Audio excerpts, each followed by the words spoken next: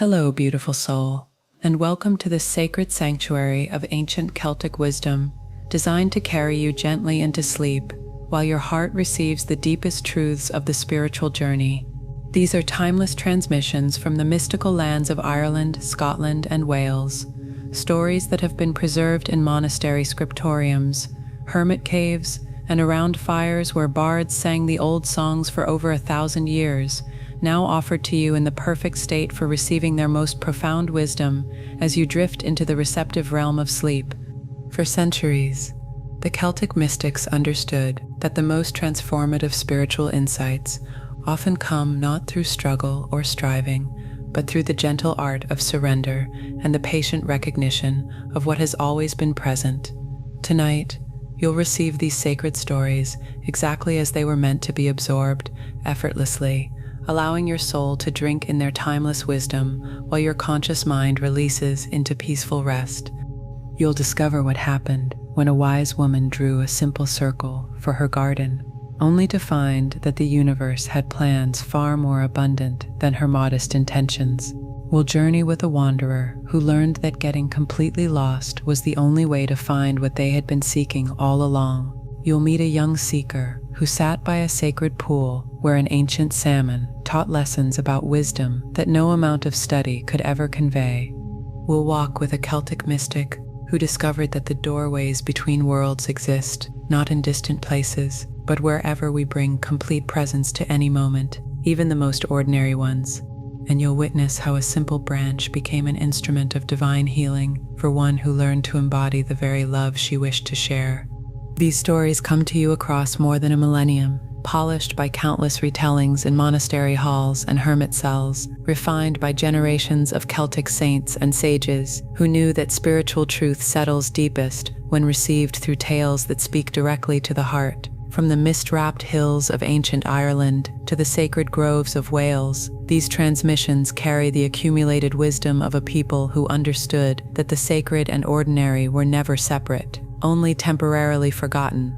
As you drift tonight, allow these Celtic stories to find their way into the quiet spaces of your being, where they can work their gentle transformation beyond the reach of effort or analysis. Let them remind you that the miracles you seek may be waiting in the simplest acts of trust, the most ordinary moments of presence, the quietest surrenders to what wants to unfold. Before we begin, please share in the comments where you are and what time it is. I love connecting with our global community of seekers, all gathering here like pilgrims at an ancient stone circle to receive these gifts from the Celtic wisdom tradition. Now, place your phone or tablet face down so the light won't distract you, but keep it close enough to hear my voice. Settle into your most comfortable position, let your breathing find its natural rhythm like the gentle flow of an Irish stream, and prepare to receive these timeless stories in the way they were always meant to be received, through the doorway of an open heart, surrendering into rest.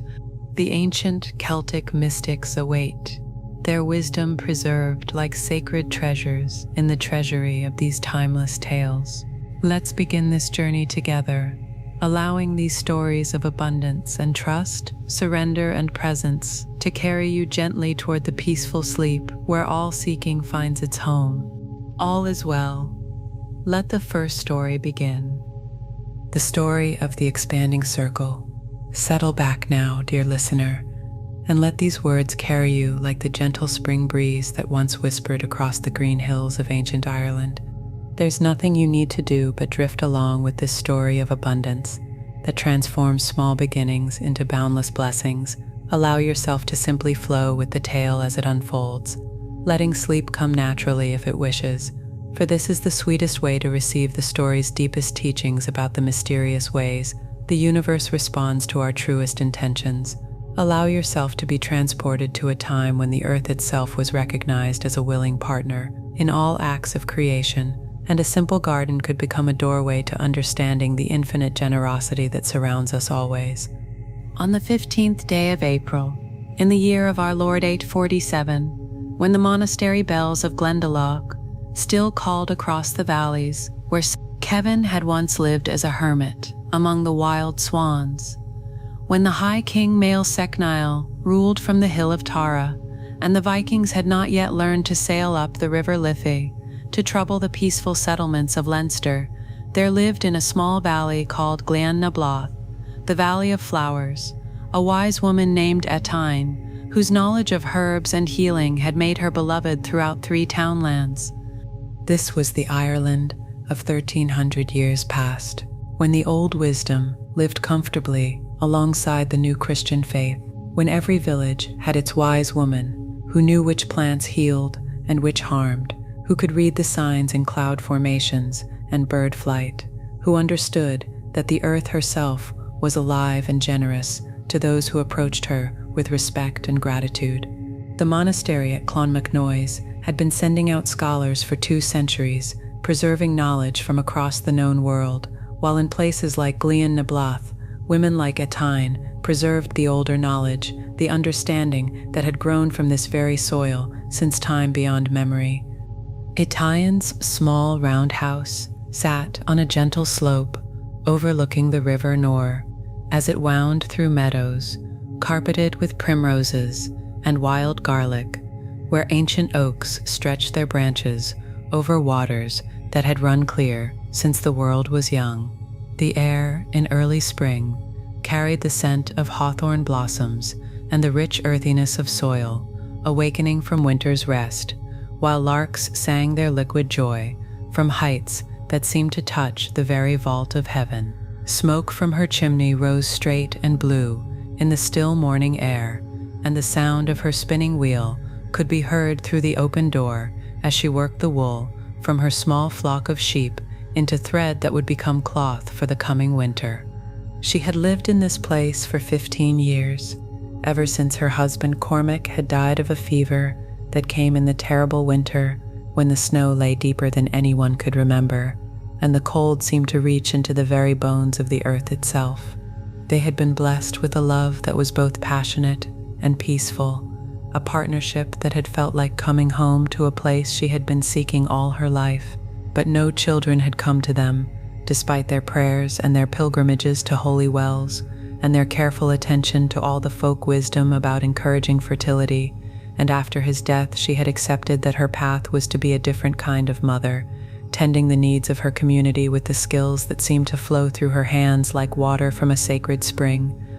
This spring morning found her standing in the small plot behind her house, where she had always grown the herbs and vegetables that sustained her through the seasons, a patch of ground, perhaps 20 paces square, that had provided adequately for her simple needs, year after year. But this year felt different somehow, charged with a restless energy that seemed to rise from the earth itself, as if the very soil was eager for something more than the modest plantings of previous seasons, the way our own lives sometimes feel ready for expansion, even when we cannot name what we want to grow toward.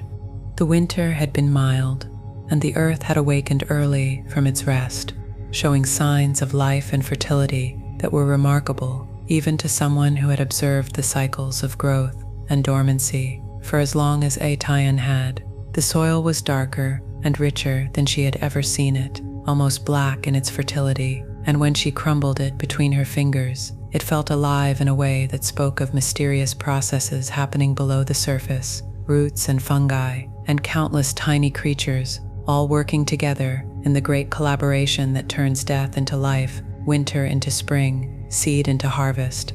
Standing at the edge of her usual garden plot, with a piece of rope in her hands, Etain found herself hesitating in a way that was entirely unlike her usual decisive nature. For 15 years, she had planted the same modest rectangle, growing enough leeks and onions, cabbages and beans to feed herself and have some to share with neighbors, enough healing herbs to meet the needs of those who came to her for help. But this morning, something in her heart was calling for something different, something larger, though she could not say exactly what or why. The rope in her hands was made of hemp that had been twisted by her own fingers during the long winter evenings, strong and supple, and exactly the right length to mark out the boundaries she had always used. But as she stood there in the soft morning light, listening to the blackbirds sing their territorial songs from the hedgerows where wild roses were already showing their first green leaves. She felt an impulse to do something she had never done before, to trust an instinct that seemed to come from someplace deeper than her practical experience. The way our own growth sometimes requires us to act on promptings we cannot explain or justify to our rational minds. Instead of laying out the familiar rectangle, she found herself walking to the center of the plot and driving a wooden stake into the soft earth, then tying one end of the rope to it and walking outward until the rope was taut, scribing a circle in the rich black soil. The circle she marked was small, perhaps 8 paces across, much smaller than her usual rectangular plot, and for a moment she wondered if she was making a mistake, if she was allowing some flight of fancy to interfere with the practical business of growing the food and medicine that her community depended on her to provide. But something about the circle felt right in a way that went beyond practical considerations, as if she was participating in some ancient ritual of which she was only dimly aware, marking out a sacred space that existed in harmony with deeper patterns than the straight lines and right angles that human planning usually imposed on the natural world. The circle felt like a prayer made visible, an offering to the creative forces that move through all things, an invitation to partnership with the generous abundance that she sensed but had never fully trusted. The way our own dreams sometimes require us to create containers that feel too small or too risky until we discover they were exactly the right size for what wanted to grow. She spent that first day planting within the circle, setting out young cabbage plants and leek seedlings, sowing beans and peas along carefully curved lines that followed the natural arc of the boundary she had marked. The work felt different somehow, more like a dance than the usual methodical labor of gardening, and she found herself humming the old songs her grandmother had taught her, melodies that were said to encourage growth and call down blessings on the seeds and plants that would feed the people through the coming seasons. As the sun set behind the western hills, painting the sky in shades of rose and gold that reflected in the quiet waters of the Nor, Etine stood at the edge of her circular garden and felt a sense of completion that surprised her with its intensity. The circle seemed to hold a different quality of energy than her previous rectangular plots, as if by working within its curved boundary, she had somehow aligned herself with forces that operated according to different laws than the ones she thought she understood. The way stepping into a labyrinth sometimes changes our awareness, even though we are walking the same earth with the same feet. That night, she dreamed of spirals within spirals, of seeds growing into plants that grew into forests, of circles expanding like ripples on water until they encompassed not just her garden, but her valley, her county, her island, her world. Dreams that felt less like the random firing of a sleeping mind and more like visions of possibilities that existed just beyond the edge of ordinary perception, waiting to be called into manifestation by hearts brave enough to trust in abundance they had never experienced but somehow always known was their birthright. She woke before dawn, with the dream still vivid in her memory and a strange excitement in her chest, as if something momentous was about to unfold.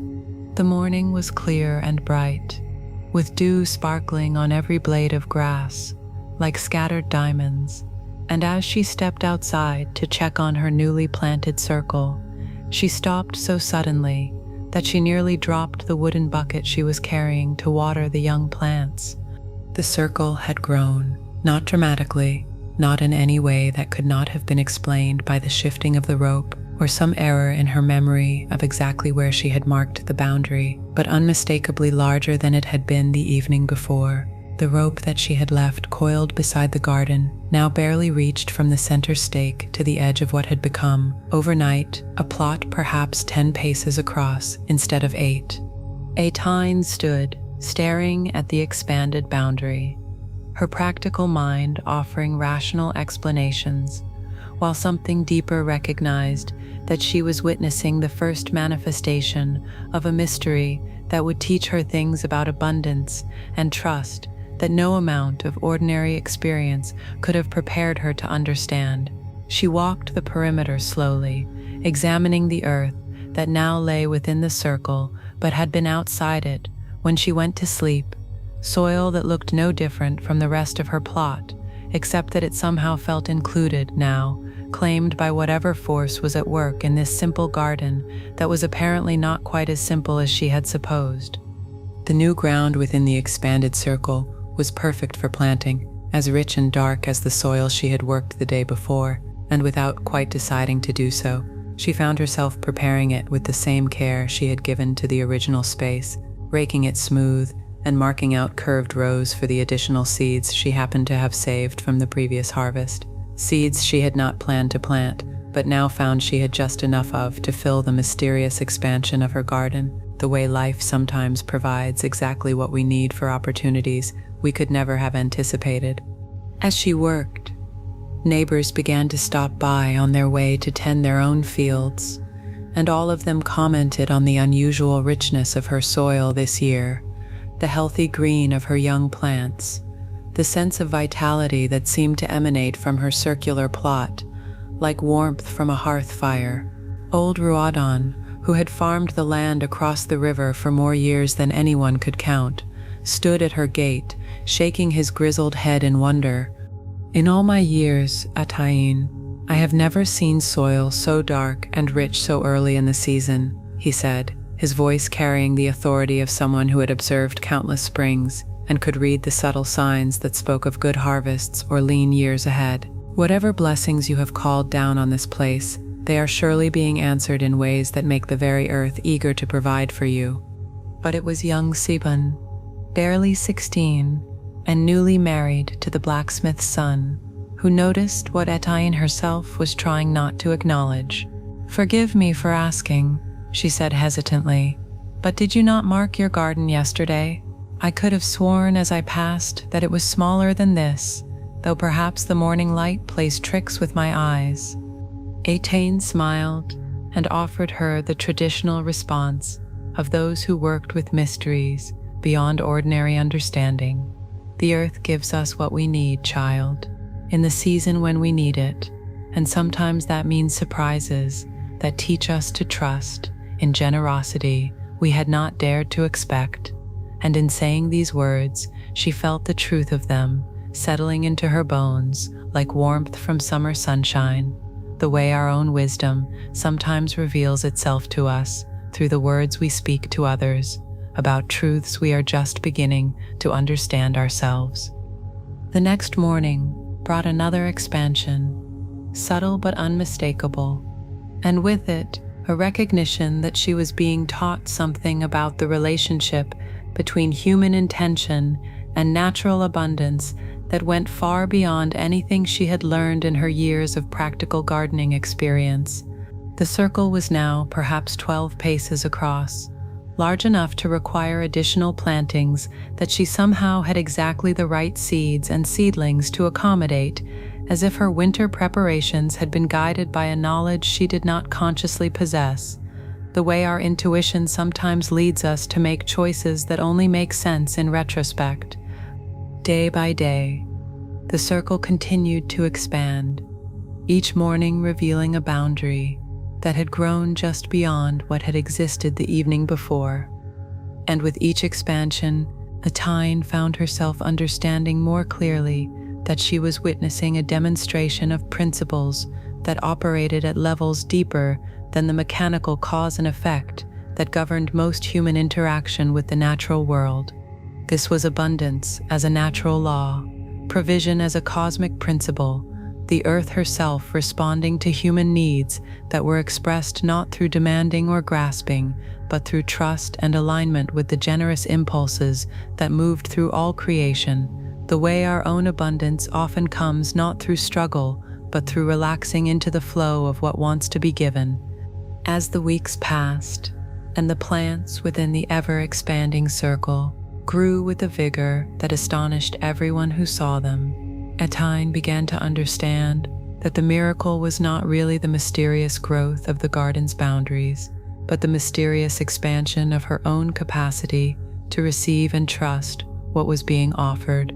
Each morning, as she discovered the new growth, she felt her heart opening a little wider, her faith in the universe's generosity deepening by degrees that matched the gradual increase in the circle's circumference, until she realized that the external expansion was simply reflecting an internal transformation that was perhaps the real purpose of the entire experience. The garden's produce began to exceed not just her own needs, but the needs of her entire community, providing vegetables and herbs in quantities that seemed to multiply beyond any reasonable relationship to the amount of seed that had been planted or the work that had been invested. Families who had struggled to grow enough food on their own plots found their tables abundantly supplied with the overflow from Etienne's mysterious circle, while her stores of healing herbs expanded to meet every request for help that came to her door, as if the earth itself had decided to participate in her calling as a healer and provider for her people. By midsummer, when the circle had grown to encompass nearly the entire slope behind her house, Etienne understood that she was being given a living demonstration of how the universe responds when human needs are expressed through trust rather than anxiety, through gratitude rather than grasping, through alignment with natural rhythms rather than attempts to force outcomes according to human timelines and expectations. The garden had become a teaching tool, showing her and everyone who witnessed its abundance that there was no real scarcity in creation, only failures of imagination and trust that prevented people from receiving what was always available to be given, the way our own limitations often come, not from external lack, but from internal constrictions that keep us from recognizing and accepting the gifts that surround us always. The harvest that autumn was so abundant that wagons came from neighboring valleys to carry away the surplus, and yet, no matter how much was harvested, more remained, as if the act of sharing multiplied rather than diminished what was available. Etienne found herself at the center of a network of exchange and mutual support that extended far beyond her valley, connecting her to communities she had never visited and needs she had never imagined, all of them somehow sustained by the mysterious productivity of a garden that had begun as a simple circle drawn with a piece of rope on a spring morning when the earth felt ready for something new. As winter approached and the time came to let the garden rest, Etienne walked the boundaries of the circle that now encompassed nearly an acre of ground, reflecting on the lessons that had been offered to her through this year of abundance beyond anything she could have planned or imagined.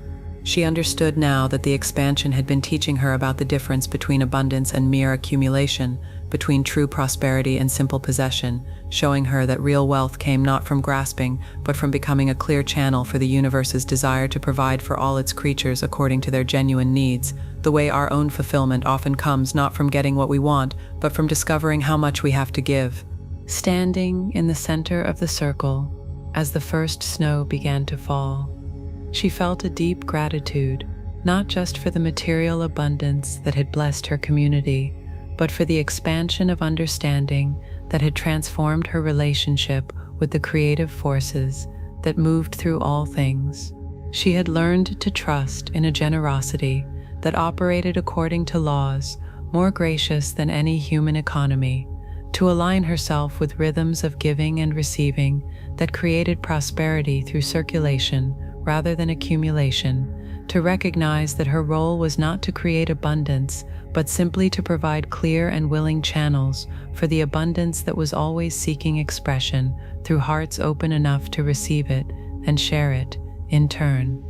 The garden slept beneath the snow through the winter months, but Etienne carried with her the knowledge that had grown from that mysteriously expanding circle, the understanding that when we align ourselves with the generous impulses that move through all creation, when we trust in the universe's desire to provide for our genuine needs, when we approach our work and our lives as forms of prayer and partnership with forces larger than our individual understanding, then what seems impossible becomes natural, what seems scarce reveals itself as abundant, and what seems limited by human logic expands according to divine mathematics that multiply through sharing and grow through giving, the way our own lives become sources of blessing when we learn to trust the mysterious alchemy that transforms our small offerings into abundance that serves not just ourselves but all those whose lives we touch.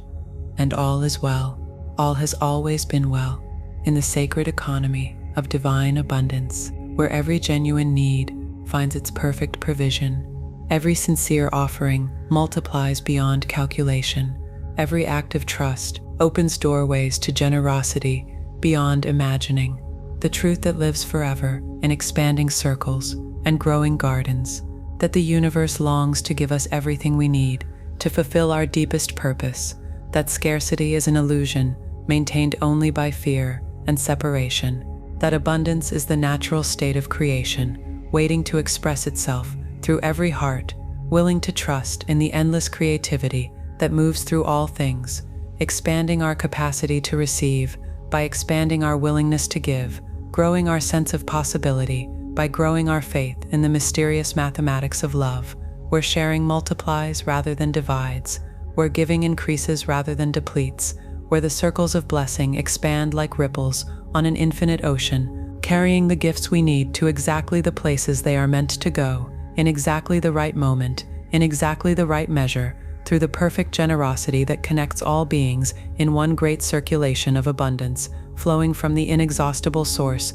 that seeks always to provide for its beloved creation through hearts willing to trust in the miracle of enough. All is well. Settle back now, dear listener, and let these words carry you like the gentle mist that once drifted across the emerald hills of ancient Ireland. There's nothing you need to do but flow along with this story of surrender that transforms struggle into grace. Allow yourself to drift toward sleep as you listen, for this is the very best way to receive the story's deepest gifts, letting the tale carry you into dreams where its wisdom can settle into your heart like morning dew. Allow yourself to be transported to a time when the rivers themselves were teachers, and the wisdom of letting go could reveal pathways more beautiful than any we might force with our own will.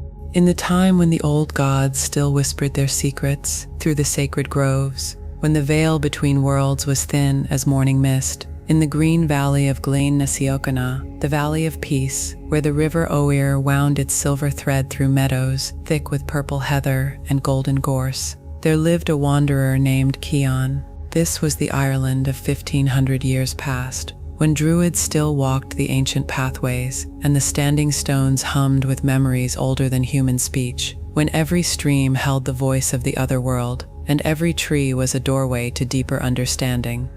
The morning air in this sacred valley carried the scent of wild thyme and bog myrtle, while blackbirds sang their liquid songs from hawthorn trees whose white blossoms fell like gentle snow upon the ancient stones. Smoke from scattered round houses rose straight and blue in the still air, and the sound of bronze bells drifted from the monastery that crowned the distant hill, where monks in rough brown robes copied illuminated manuscripts by candlelight, preserving the wisdom of ages on pages that glowed with gold and azure. Cian had been walking for many seasons through this land, where Celtic chieftains still ruled from hill forts, crowned with oak groves, his leather boots worn thin from countless miles of searching, his woolen cloak the deep green of Irish wool, heavy with the dew of 100 dawns. He carried with him the restless energy of one who believes that the next hill, the next village, the next sacred well surely holds the answer to the yearning that lived like a constant ache beneath his ribs. Perhaps you too have felt this restless longing, this sense that what you truly need must surely be just around the next corner, in the next job, the next relationship, the next stage of life. The soft wind that moved through the valley carried whispers of something he could never quite name, something that felt like home, but remained always just beyond his reach, like the Cid music that danced at the edges of hearing in these enchanted lands. For months, he had followed the ancient tracks that crisscrossed the emerald landscape, paths worn smooth by countless feet over countless generations, the same routes that warriors and pilgrims, druids and bards had walked since time immemorial. He had slept beneath star-filled skies, so vast they seemed to hold all the secrets of the universe, had drunk from crystal streams that bubbled up from the earth's own heart, had warmed his hands at fires built from wood that had grown in these sacred groves for centuries. In the ring forts and crannogs where he found shelter, he had heard the old stories told by firelight, tales of heroes who found their destinies not through force but through yielding to powers greater than themselves. Yet still, the searching continued. Still the sense that he was meant to be somewhere else, someone else, living some other life that would finally bring him peace. The weight of his seeking had become a burden heavier than his travel pack, a restlessness that no amount of walking could ease, no destination could satisfy, the way our own striving sometimes becomes the very thing that prevents us from finding what we truly seek. The river Oir flowed past the place where Cian had made his camp, beneath a massive oak tree, whose trunk was wide enough to house a family, its waters singing a song that seemed to call to something deep within his soul. The riverbank was soft with moss, so green it seemed to glow in the filtered sunlight that fell through leaves ancient when the first Celts set foot on Irish soil, and small wild flowers, blue as the summer sky, nodded their heads in the gentle breeze. Swans glided silent as prayers across the river's surface, their white forms reflected perfectly in water that mirrored not just their beauty, but seemed to hold the memory of every blessing that had ever been spoken over these sacred waters. The air was filled with the sounds of this living landscape, the drone of bees, heavy with honey, from flowers that had bloomed here when St. Patrick himself walked these lands, the splash of salmon leaping upstream in their eternal dance of return, the distant lowing of cattle that grazed in meadows where fairy rings grew in perfect circles, marking places where the old people said the spirits danced on Midsummer's Eve. As Cian sat by the water's edge, his bare feet cool in the soft grass, he watched the river's endless flow and felt something shift in his chest. The water moved with such purpose, such grace, never struggling against the rocks that tried to divert it, never fighting the bends that curved its path this way and that. It simply flowed, accepting each obstacle as a dance partner, each barrier as an invitation to find a new way forward, following laws older than human understanding, obeying the pull of distant seas with the patience of eternity itself. The realization came to him slowly, like dawn breaking over the distant mountains that the ancients called the sleeping giants, guardians of the sacred land. He had been walking against his own current for so long, pushing and striving and forcing his way through life like a salmon swimming upstream. But what if there was another way? What if surrender was not defeat but wisdom? What if trust was not foolishness but the deepest intelligence of all? What if the ancient stories of heroes who achieved their greatest victories through yielding held a truth he had never understood? Perhaps you have felt this too, the exhaustion that comes from pushing so hard against life's natural flow, the weariness of trying to force outcomes that may not be meant for you, or at least not yet, not in the way you imagine. The idea came to him, as naturally as breathing, as if the river itself had whispered it into his heart, in the old tongue his grandmother had taught him, the language that held the memories of this land. He would build a coracle, one of the small round boats his ancestors had used for countless generations, woven vessels of willow and hide that rode the waters like leaves upon a stream, so light they could carry a man across the widest lake, so responsive they moved with the rhythm of the water itself. A coracle was more than a boat. It was a prayer made manifest, a circle of trust that committed its passenger completely to the mercy and wisdom of the waters. Unlike the great ships with their rigid hulls and determined courses, a coracle was a vessel of surrender, built to flow with the current rather than fight against it, to dance with the river rather than dominate it.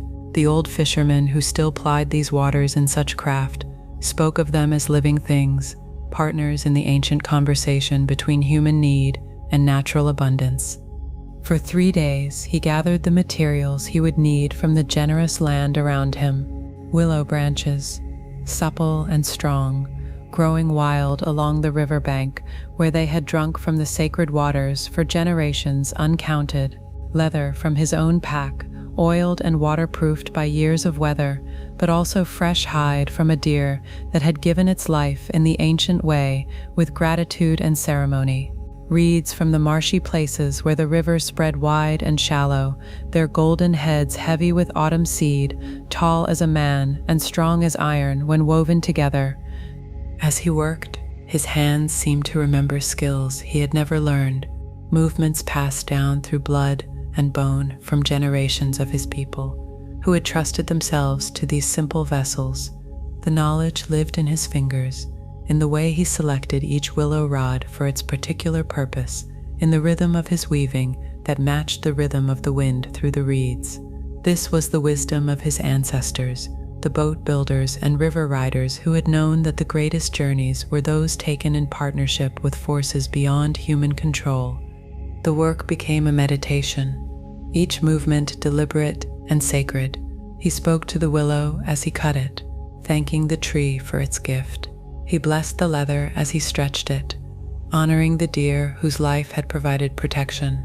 He sang the old songs his grandmother had taught him as he wove the reeds, songs that had been sung over countless coracles, melodies that carried the blessing of safe passage and the promise of homecoming, the way we too sometimes find ourselves singing or humming when we are truly at peace with our work, when what we are doing feels aligned with something deeper than mere necessity. The coracle took shape slowly, a perfect circle of woven willow, covered in the deep brown leather that had protected him through so many journeys. It was small enough that he could carry it easily, yet strong enough to hold him and his few possessions, crafted with the ancient knowledge that sometimes the simplest things were also the most profound. As he worked, the scent of the willow sap filled the air, sweet and green and alive, while the sound of the river provided a constant gentle music that seemed to bless his labor with its eternal song. The final touches were the most sacred, the sealing of the seams with beeswax and tallow, the weaving of protective symbols into the rim using grasses blessed by the morning dew. He carved a small spiral into the wooden frame, the ancient symbol of the journey inward and the journey outward being one and the same, the mark that would remind him that every ending was also a beginning, every surrender also a discovery. On the morning, he finished the boat. The valley was wrapped in mist, so thick it seemed like walking through the very breath of the other world. The air was cool and damp against his skin, carrying the earthy scent of wet stone and growing things, the perfume of wild roses that bloomed along the ancient paths, the green sweetness of new grass drinking the moisture from the air. He could hear the river but barely see it, just a silver gleam through the white veil that transformed the familiar landscape into something magical, otherworldly, timeless. The mist swirled in patterns that seemed almost deliberate, forming spirals and circles that reminded him of the designs the old metal workers hammered into bronze, the sacred geometry that spoke of connections between all things. In this veiled world, sound carried differently, the call of a curlew seeming to come from everywhere and nowhere, the splash of a leaping fish echoing like a bell in a cathedral of vapor. Karen carried his coracle to the water's edge, his heart beating with a mixture of excitement and fear that reminded him of the stories of the great heroes setting out on quests that would either make them or destroy them. This was the moment of complete surrender, the leap of faith that would either carry him to his destiny or teach him something he could learn no other way. The way we too sometimes find ourselves at the edge of great decisions, knowing that the only way forward is to trust completely in something we cannot see or control.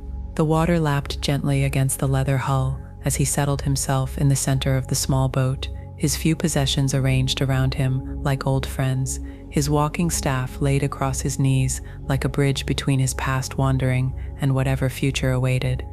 He had brought with him only what was essential: his cloak and his fire-making tools, a small bronze knife that had belonged to his father, a leather pouch containing bread and cheese given to him by the monks, and a small stone from the first holy well he had ever visited, smooth and dark and warm to the touch. These simple things felt like talismans now, anchors to the world he was leaving behind, witnesses to the transformation he was about to undergo. As he pushed off from the shore with a movement as gentle as a prayer, the current caught the coracle immediately, turning it gently in the flow before carrying it downstream. The sensation was unlike anything he had ever experienced, this complete letting go, this trust in forces beyond his control. The mist swirled around him as he floated, creating a cocoon of white silence broken only by the gentle sound of water against the boat's sides, a rhythm that seemed to match the beating of his own heart, as if he and the river were finding their way into harmony. For the first time in longer than he could remember, Cian felt his shoulders relax, felt the tension that had lived in his jaw, and his hands simply dissolve into the morning air like the mist itself. He was no longer the one responsible for choosing the path, no longer the one who had to decide which direction to go, no longer the seeker forcing his way through a reluctant world. The river knew, the current knew, and all he had to do was trust and receive whatever gifts the journey might bring, becoming like a child again, open to wonder, ready for magic, the way we too sometimes find our greatest peace, in those moments when we finally stop trying to control everything and simply allow life to carry us where it will. The coracle moved with a grace that seemed almost conscious, turning to catch the best current, avoiding the rocks and fallen branches with an intelligence that felt like partnership. This was what the old boat builders had known, that a well-made coracle became an extension of the water itself, responsive to every shift in flow, every change in depth, every subtlety of the river's mood. The mist began to lift as the sun climbed higher, revealing landscapes more beautiful than any he had seen in all his wandering. The river carried him past meadows where red deer grazed peacefully in the golden light, their antlers catching the morning sun like crowns of bronze, past groves of birch trees whose silver trunks seemed to glow from within with the accumulated light of countless dawns, past clearings where ancient stones stood in perfect circles, weathered guardians of mysteries older than memory, older than the first words spoken in the Irish tongue. Each bend in the river revealed new wonders, as if the landscape itself was being created fresh in each moment of his surrender. Kingfishers flashed like living jewels across the water, their blue so intense it seemed to carry messages from the sky itself. Otters played in the shallows, their joy so pure it made him laugh aloud for the first time in months, the sound echoing off the water like a bell ringing in celebration of some long-forgotten festival. The way laughter sometimes surprises us when we have been serious for too long, bubbling up from depths we had forgotten existed. The trees along the banks grew more magnificent as the morning progressed, ancient oaks whose trunks were wide as houses, their gnarled roots drinking from the sacred waters, their branches home to communities of birds whose songs wove together in harmonies that seemed composed by the wind itself. Ash trees stretched their graceful limbs over the water, their leaves creating patterns of light and shadow that shifted and danced like living calligraphy, writing messages in a language older than human speech. As the day progressed, the character of the river began to change in ways that seemed to defy the ordinary laws of geography. The gentle meandering gave way to a more purposeful flow, and Tyann noticed that the water had taken on a quality of light that seemed to come from within, as if the river itself was luminous, fed by springs that bubbled up from the very heart of the earth. The trees along the banks grew taller and more majestic, their branches forming cathedral arches over the water, while flowers he had never seen before bloomed in impossible colors, azure and violet and gold, their petals seeming to catch and hold light in ways that turned each blossom into a small sun. The air itself began to feel different, charged with the energy that made his skin tingle and his heart sing. This was no longer the ordinary Ireland he had wandered through for so many months, but some other realm that existed alongside it, revealed only to those who had learned the secret of complete surrender. The very quality of existence here was different, more vivid, more alive, as if he had spent his whole life looking at shadows and was now seeing the things that cast them, the way we sometimes discover that what we thought was reality was only the surface of something infinitely deeper and more beautiful. It was then that he saw the first island, appearing through the shimmering air like something from the oldest stories, the tales his grandmother had told him of the Blessed Isles that existed beyond the Western Sea, where heroes went to rest after their labors were done. It was small and perfectly round, covered in grass so green it seemed to be made of emeralds, with a single tree at its center whose branches were heavy with fruit that gleamed like captured starlight, each piece of fruit pulsing gently with its own inner light. As the coracle drifted closer, he could see that the tree's trunk was made of what looked like crystal, translucent and pure, refracting the sunlight into rainbow colors that danced across the water like aurora borealis. The bark of the tree was smooth as glass, but warm to look upon, and within its transparent depths, he could see what seemed like veins of liquid light flowing up from roots that disappeared into earth that glowed with its own soft radiance. The boat circled the island slowly, as if the current itself wanted him to see every detail, every wonder. The air around the island was filled with the most exquisite fragrance, something like apple blossoms and honey, and the scent of rain on summer stone, but also something else, something that seemed to speak directly to the soul rather than the senses, a perfume that carried memories of every beautiful moment he had ever experienced, every instant of pure joy, every glimpse of the sacred that had sustained him through his years of searching, the way certain scents can transport us instantly to moments of perfect happiness we thought we had forgotten. Birds unlike any he had ever seen, perched in the crystal branches, their feathers shimmering with iridescent blues and greens that shifted and changed as they moved, their songs so beautiful they seemed to heal something deep in his heart that he hadn't even known was wounded. Their music was more than sound. It was liquid joy made audible, harmony that spoke of the underlying order that connected all things, melody that reminded him of what he had forgotten, that he was not separate from the beauty around him, but part of it, woven into the same tapestry of existence. The grass on the island moved without wind, swaying in patterns that seemed choreographed by some invisible intelligence, each blade catching the light and releasing it in tiny sparkles that made the whole island appear to breathe with its own life. Small flowers dotted the grass, each one a perfect gem of color, and as he watched, he could see them slowly opening and closing in rhythm with something he could feel but not name, some great heartbeat that pulsed through everything. As the coracle completed its circle around the island, Tyrion felt a profound shift in his understanding that went beyond thought into direct knowing.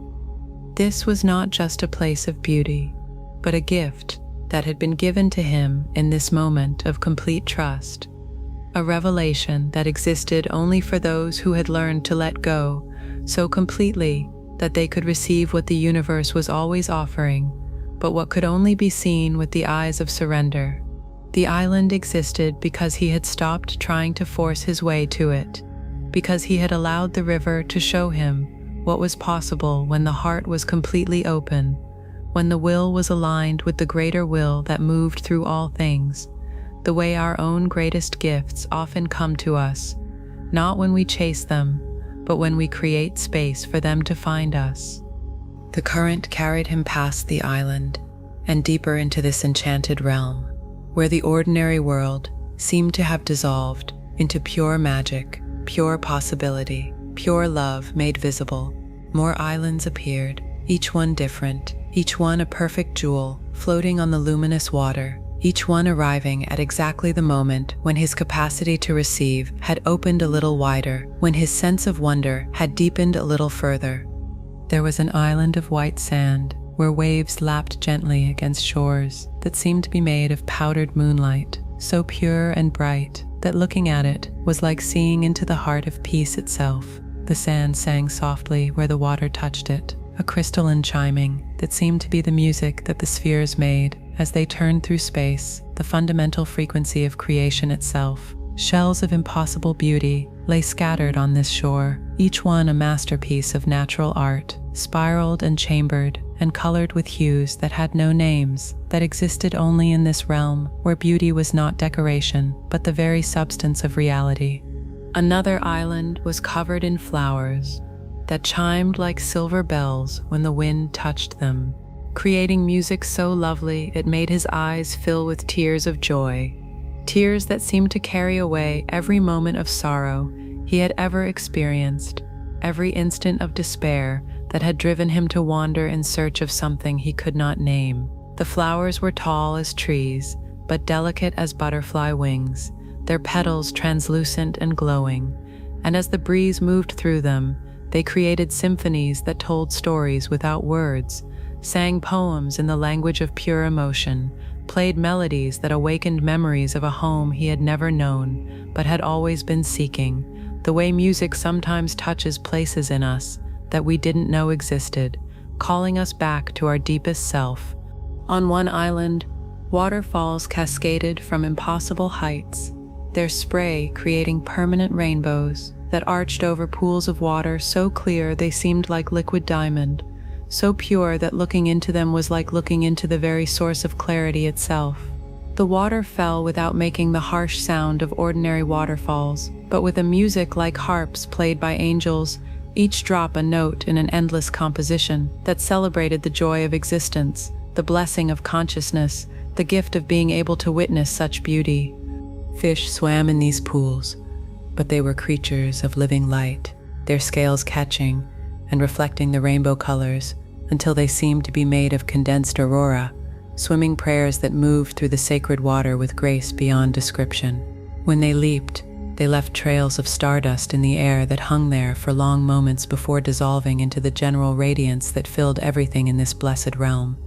Another island was covered in groves of trees that bore fruit, which glowed with soft inner light. Each piece of fruit, a small lantern that seemed to contain the essence of nourishment itself, not just for the body, but for the soul. Gentle creatures that seemed to be made of condensed starlight moved through the branches with infinite grace, beings so beautiful and benevolent that simply seeing them filled Cayenne with a love so vast it seemed to expand his heart until it could hold the whole universe. These beings noticed him as he floated past, and they raised their luminous hands in greeting, their faces shining with such kindness that he felt blessed just to be acknowledged by them. Their eyes held depths of wisdom that spoke of eons of existence in perfect harmony, perfect peace, perfect understanding of the great mystery that connected all things. They were what he might become, he realized, if he continued on this path of surrender, if he learned to live always in the current of trust that had brought him here, the way we sometimes glimpse in the eyes of truly peaceful people, a quality of being that calls to our own deepest potential. Each island was a world unto itself, a perfect expression of some aspect of beauty that existed beyond the realm of ordinary experience. Yet each one felt familiar as well, as if he had seen them all before in dreams, in visions, in the deepest longings of his heart. They were not foreign to him, but revealed what had always been present, what had always been available to those who learned to stop grasping and start receiving, who discovered that paradise was not a place to be reached, but a way of being to be remembered. And each one appeared at exactly the moment when Cayenne's heart was most open, most trusting, most willing to receive the gifts that the universe was offering. The timing was perfect, in a way that spoke of intelligence, of design, of a love so profound that it had arranged these wonders not just for their own sake, but for his sake, for the sake of his awakening, his healing, his return to the truth of what he had always been, but had somehow forgotten in his years of restless searching, the way life sometimes seems to offer us exactly what we need, precisely when we are ready to receive it, though rarely when we think we are ready.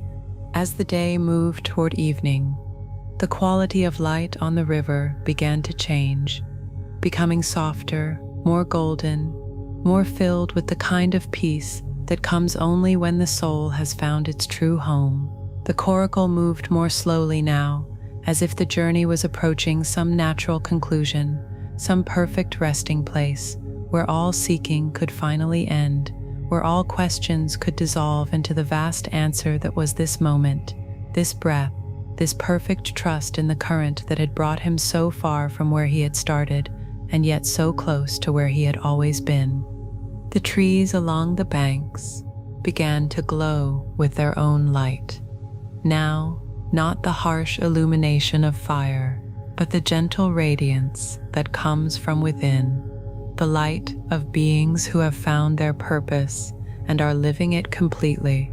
Their leaves whispered secrets in the evening breeze, not the old language of his people, but something even older, the first language, the one spoken before words were needed, the tongue of pure understanding that every heart knows, but few remember how to speak.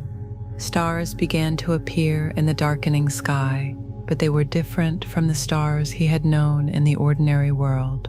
These stars pulsed with colors that seemed to respond to his heartbeat, seemed to be celebrating his arrival in this realm of wonder.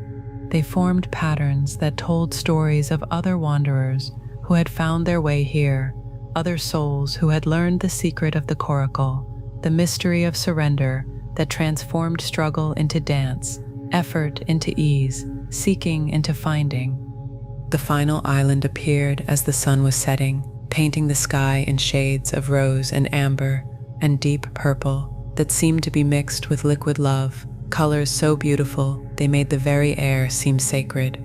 This island was different from all the others, for it seemed to be made of living light itself, a place where the boundary between the physical and the spiritual had dissolved completely, where matter and consciousness had remembered they were one and the same, different expressions of the same fundamental essence. As the coracle approached its shores, Kyan could see that the entire island pulsed gently with a rhythm that matched the beating of his own heart, as if the island was breathing with him, dreaming with him, awakening with him to the truth that had always been present, but had been hidden by his struggle to find it somewhere else, to become someone else, to reach some destination other than this eternal here, this perfect now. When the boat touched the shore, he stepped onto sand that was warm and soft beneath his feet, sand that seemed to welcome him like an old friend returning home after a long journey, sand that held the memory of every step he had ever taken, every path he had ever walked, every moment of searching that had led him to this moment of finding. The sand was not made of ordinary grains, but of tiny crystals that caught and held the light of the setting sun, each one a perfect mirror reflecting his face back to him, but not the face he had known, not the face marked by years of restless wandering, but his true face, the one that had been waiting all along beneath the mask of seeking. The island was filled with the most profound silence he had ever experienced, not the absence of sound, but the presence of such deep peace that all the noise of the world, all the chatter of the seeking mind, all the endless questions and complaints and desires simply dissolved into stillness. This was the silence that existed before the first word was spoken, the silence that would remain after the last song was sung, the silence that held all sounds within itself, like a mother holding her children, the way we sometimes find in meditation or deep rest, a quality of quiet that seems to contain everything rather than exclude it.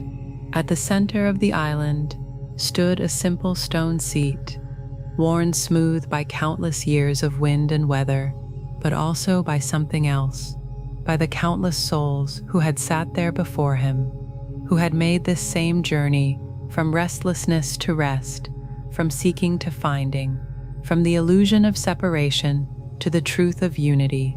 The stone was warm to the touch, warmed not by the sun, but by the love that had been invested in it, by all who had found their way here, all who had learned what he was learning now. As Kyan approached the seat, he understood that this was where his journey had been leading him all along. not to some distant destination, but to this moment of perfect presence, this recognition that what he had been seeking had been within him all the time, had been carrying him even as he thought he was carrying himself, had been guiding him even as he thought he was lost, had been loving him even as he thought he was alone, the way we sometimes discover that the thing we have been searching for everywhere was always right where we started, waiting patiently for us to stop looking elsewhere. He sat on the stone seat and felt the last remnants of his restless searching finally come to rest, felt the question that had driven him for so many years finally dissolve into the vast answer that was this moment, this breath, this perfect peace that asked nothing and gave everything. The coracle bobbed gently at the island's edge, but he knew now that he no longer needed it in the same way, for he had learned the secret of the current, had discovered that the river that had carried him here was the same river that flowed through his own heart, the same current of love that moved through everything, connecting everything, blessing everything with its eternal flow. The stars wheeled overhead in their ancient dance, but now he could see the pattern they made, could read the story they were telling, the story of the journey from seeking to finding, from wandering to homecoming, from the illusion of separation to the truth of connection. Each star was a soul that had made this journey, each constellation a family of travelers who had learned to trust the current, to surrender to the flow, to discover that what they had been seeking was what they had always been. As the night deepened, Kanyan understood that he could return to the world now, but he would never again be the same restless wanderer who had built the coracle in desperation and confusion. He had learned to flow with life's current rather than against it, to trust in the perfect timing of the universe rather than forcing outcomes through will and effort, to recognize that every moment of letting go was an invitation to discover islands of beauty that could only be found by those who had learned to surrender completely to the wisdom that moved through all things. The way we too can learn to recognize the difference between the effort that creates and the effort that merely exhausts, between the action that aligns and the action that merely struggles. The river had shown him that the path of least resistance was not the path of weakness, but the path of wisdom, that true strength came not from forcing outcomes, but from aligning with the natural flow of existence, from recognizing that he was not separate from the current, but was the current itself, was the very love that moved through everything, seeking to know itself through the eyes of every traveler, the heart of every wanderer, the soul of every seeker, who finally learned to stop seeking and start receiving the gifts that had always been there, waiting with infinite patience for the moment of surrender that would allow them to be seen. He had learned that the universe was not indifferent to his journey, but was constantly offering him exactly what he needed, at exactly the right moment, in exactly the right way, that every obstacle had been an invitation to find a deeper trust, every difficulty a doorway to greater surrender, every moment of confusion a call to let go more completely into the arms of the mystery that held everything, loved everything, guided everything toward its own perfect fulfillment. The way our own life often makes sense only in retrospect, revealing a pattern of care and guidance that was present all along, but visible only to the eyes of trust. And all is well. All has always been well, in the sacred current of existence, where every surrender becomes discovery, every letting go becomes receiving, every act of trust becomes a doorway to islands of beauty, beyond imagination, floating in the river of grace that flows through all things, the truth that lives forever in the flowing heart of the universe, that we are always being carried toward our highest good, that the river of life knows exactly where we need to go, that surrender is the coracle that takes us there, woven from willows of trust and covered with the leather of faith, floating gently on the current of infinite love, guided by the wisdom that flows through all things, carrying us always toward shores of light that have been waiting since the beginning of time, islands of beauty that exist whenever we remember to stop forcing and start flowing, to stop grasping and start receiving, to stop seeking and start being the very peace we thought we had to find somewhere else, the very love we thought we had to earn, the very home we thought we had to reach, discovering that it was all here, all along, in the simple act of trusting the current that carries every heart toward its own perfect rest. All is well. The story of the White Deer Path. Settle back now, dear listener, and let these words carry you like the ancient mist that once drifted across the purple moorlands of old Ireland. There's nothing you need to do but drift along with this story of the inner journey that transforms all seeking into sacred finding. Allow yourself to simply flow with the tale as it unfolds, letting sleep come gently if it calls to you. This is the most natural way to receive the story's deepest wisdom about the path that leads not outward to distant destinations, but inward to the sacred grove that has been waiting within your own heart since the very beginning. Allow yourself to be transported to a time when the boundary between the seeker and the sought was as thin as morning mist, and following a white deer could lead you to the treasure you never knew you carried within yourself. On the 7th day of September, in the year of our Lord 923, when the leaves of the great oak forests were just beginning to turn gold, and the harvest moon had blessed the fields with 3 nights of silver light, when Flan Sinna ruled as High King from the ancient seat of Tara, and the monasteries of Ireland glowed with the light of countless candles, illuminating manuscripts that preserved the wisdom of ages, there lived in the remote highlands of Donegal a young monk named Brendan Og. His heart burned with a restlessness that no amount of prayer or study seemed able to calm. This was the Ireland of 1100 years past, when the great monastery of Iona still sent its monks across the narrow seas to kindle the light of learning in lands grown dark. Every valley held its hermit's cell, and every mountain its place of retreat, where souls could wrestle with the mystery of existence, far from the concerns of ordinary life. The monastery of Derry, where Brendan Og had taken his vows 3 years before, sat like a jewel on the shores of Lough Foyle. Its round tower rose above walls that enclosed gardens, where the brothers grew their vegetables and herbs, scriptoriums where they copied the sacred texts, and cells where they sought to still their minds in contemplation of the divine mystery that seemed always to dance just beyond the reach of understanding. But for all the beauty of his surroundings and the wisdom of his teachers, Brendan Og found himself consumed by a longing that felt almost like physical hunger. It was a yearning for something that no amount of scripture study or ritual observance seemed able to satisfy. The other brothers spoke of finding peace in their prayers, of moments when the presence of God felt as real as the stone walls that surrounded them. But for Brendan, these experiences remained tantalizingly elusive, glimpses of light that vanished the moment he tried to grasp them. They left him feeling more lost than before. Haven't you too felt this way, dear listener, when the very act of seeking seems to push away what you're looking for, when trying harder somehow makes peace feel more distant rather than closer? His confessor, the wise old abbot, Colman, who had himself spent decades wrestling with the mysteries of faith, had counseled patience and perseverance. He reminded Brendan that the spiritual path was not a race to be won, but a garden to be tended with the gentle persistence of seasons. But as the autumn equinox approached, and Brendan felt the familiar restlessness rising in his chest like sap in spring trees, he found himself drawn again and again to the high moorlands that stretched beyond the monastery walls. These were wild places where the ancient people had raised their stone circles, and where something older than Christianity seemed to whisper from every wind-carved rock and heather-covered hill.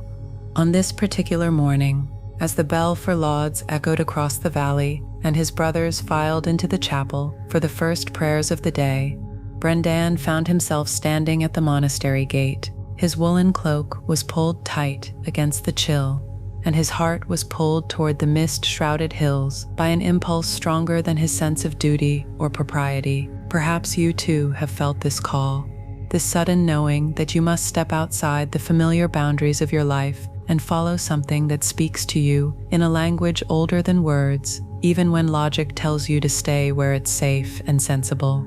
The moorlands that stretched north and west from the monastery were a landscape of profound solitude. Rolling hills covered in purple heather and golden gorse, scattered with ancient stones that stood like silent sentinels, marking pathways used by peoples whose names had been forgotten before Rome fell to barbarians. Streams of peaty water wound between the hills, their dark surfaces reflecting a sky that seemed vast enough to hold all the questions that had ever troubled human hearts. Larks rose singing from the heather as if their joy could heal the very air through which their music traveled. As Brendan climbed the first hill beyond the monastery walls, following a sheep track that was barely visible among the purple blooms, he felt the familiar weight of his seeking pressing against his ribs like a stone he could never set down. For 3 years, he had prayed and fasted and studied. He had memorized psalms in Latin and Irish, had copied manuscripts until his fingers were permanently stained with ink, had sought guidance from every wise teacher the monastery could provide. Yet still the essential experience eluded him. Still the peace that seemed to flow so naturally through his brothers remained a distant shore he could never quite reach. The mist that morning was unusually thick, rising from the valleys between the hills like the breath of the earth itself. It transformed the familiar moorland into a realm where directions became uncertain, and the ordinary rules of geography seemed suspended. Brendan found himself walking deeper into this cloud-wrapped world, with a sense that he was entering a different kind of space altogether. It was a place where the seeking that had driven him for so long might finally find resolution, though he could not have said why he felt this way, or what he expected to discover among the heather and ancient stones. It was as he crested the third hill, breathing hard from the climb and pausing to rest against a standing stone that was carved with spirals older than his faith, that he saw the white deer. It stood perhaps 50 paces away, so pale it seemed almost translucent in the swirling mist. It watched him with eyes that held depths of awareness, that made his breath catch in his throat. The creature was unlike any deer he had ever seen, not just in its unusual coloring, but in the quality of presence it radiated. It seemed to exist simultaneously in this world and some other realm, where different laws applied and different truths were self-evident. The deer regarded him for a long moment, and in that exchange of gazes, Brendan felt something shift in his chest. It was a recognition that seemed to bypass his mind entirely and speak directly to some part of him that had been waiting all his life for this encounter. Then, without haste, but with unmistakable intention, the creature turned and began walking deeper into the mist. It paused after a few steps to look back at him with what could only be described as invitation. You know this feeling, don't you, dear listener, when guidance comes not through voices or visions, but through the simple presence of something that calls to your deepest knowing, something that invites you to follow even when you can't explain why. Without conscious decision, Brendan found himself following the white deer across the moorland. He was drawn by an impulse that felt both completely natural and utterly mysterious. The creature moved with a grace that seemed to make no impression on the heather beneath its hooves. It appeared and disappeared in the mist, like a dream taking physical form, always staying just close enough to be followed, but never close enough to be approached. It led him along paths that wound between the hills, according to logic he could not discern, but somehow trusted completely. As they traveled deeper into the high country, Brendan began to notice that his usual mental chatter was gradually becoming quieter. The constant stream of thoughts and worries and questions that normally filled his awareness was settling. The rhythm of walking and the hypnotic quality of following the deer through the shifting mist was allowing his mind to settle into a stillness he had sought but never achieved through his formal meditation practice. The very act of following seemed to be teaching him something about trust and surrender that no amount of theological study had been able to convey.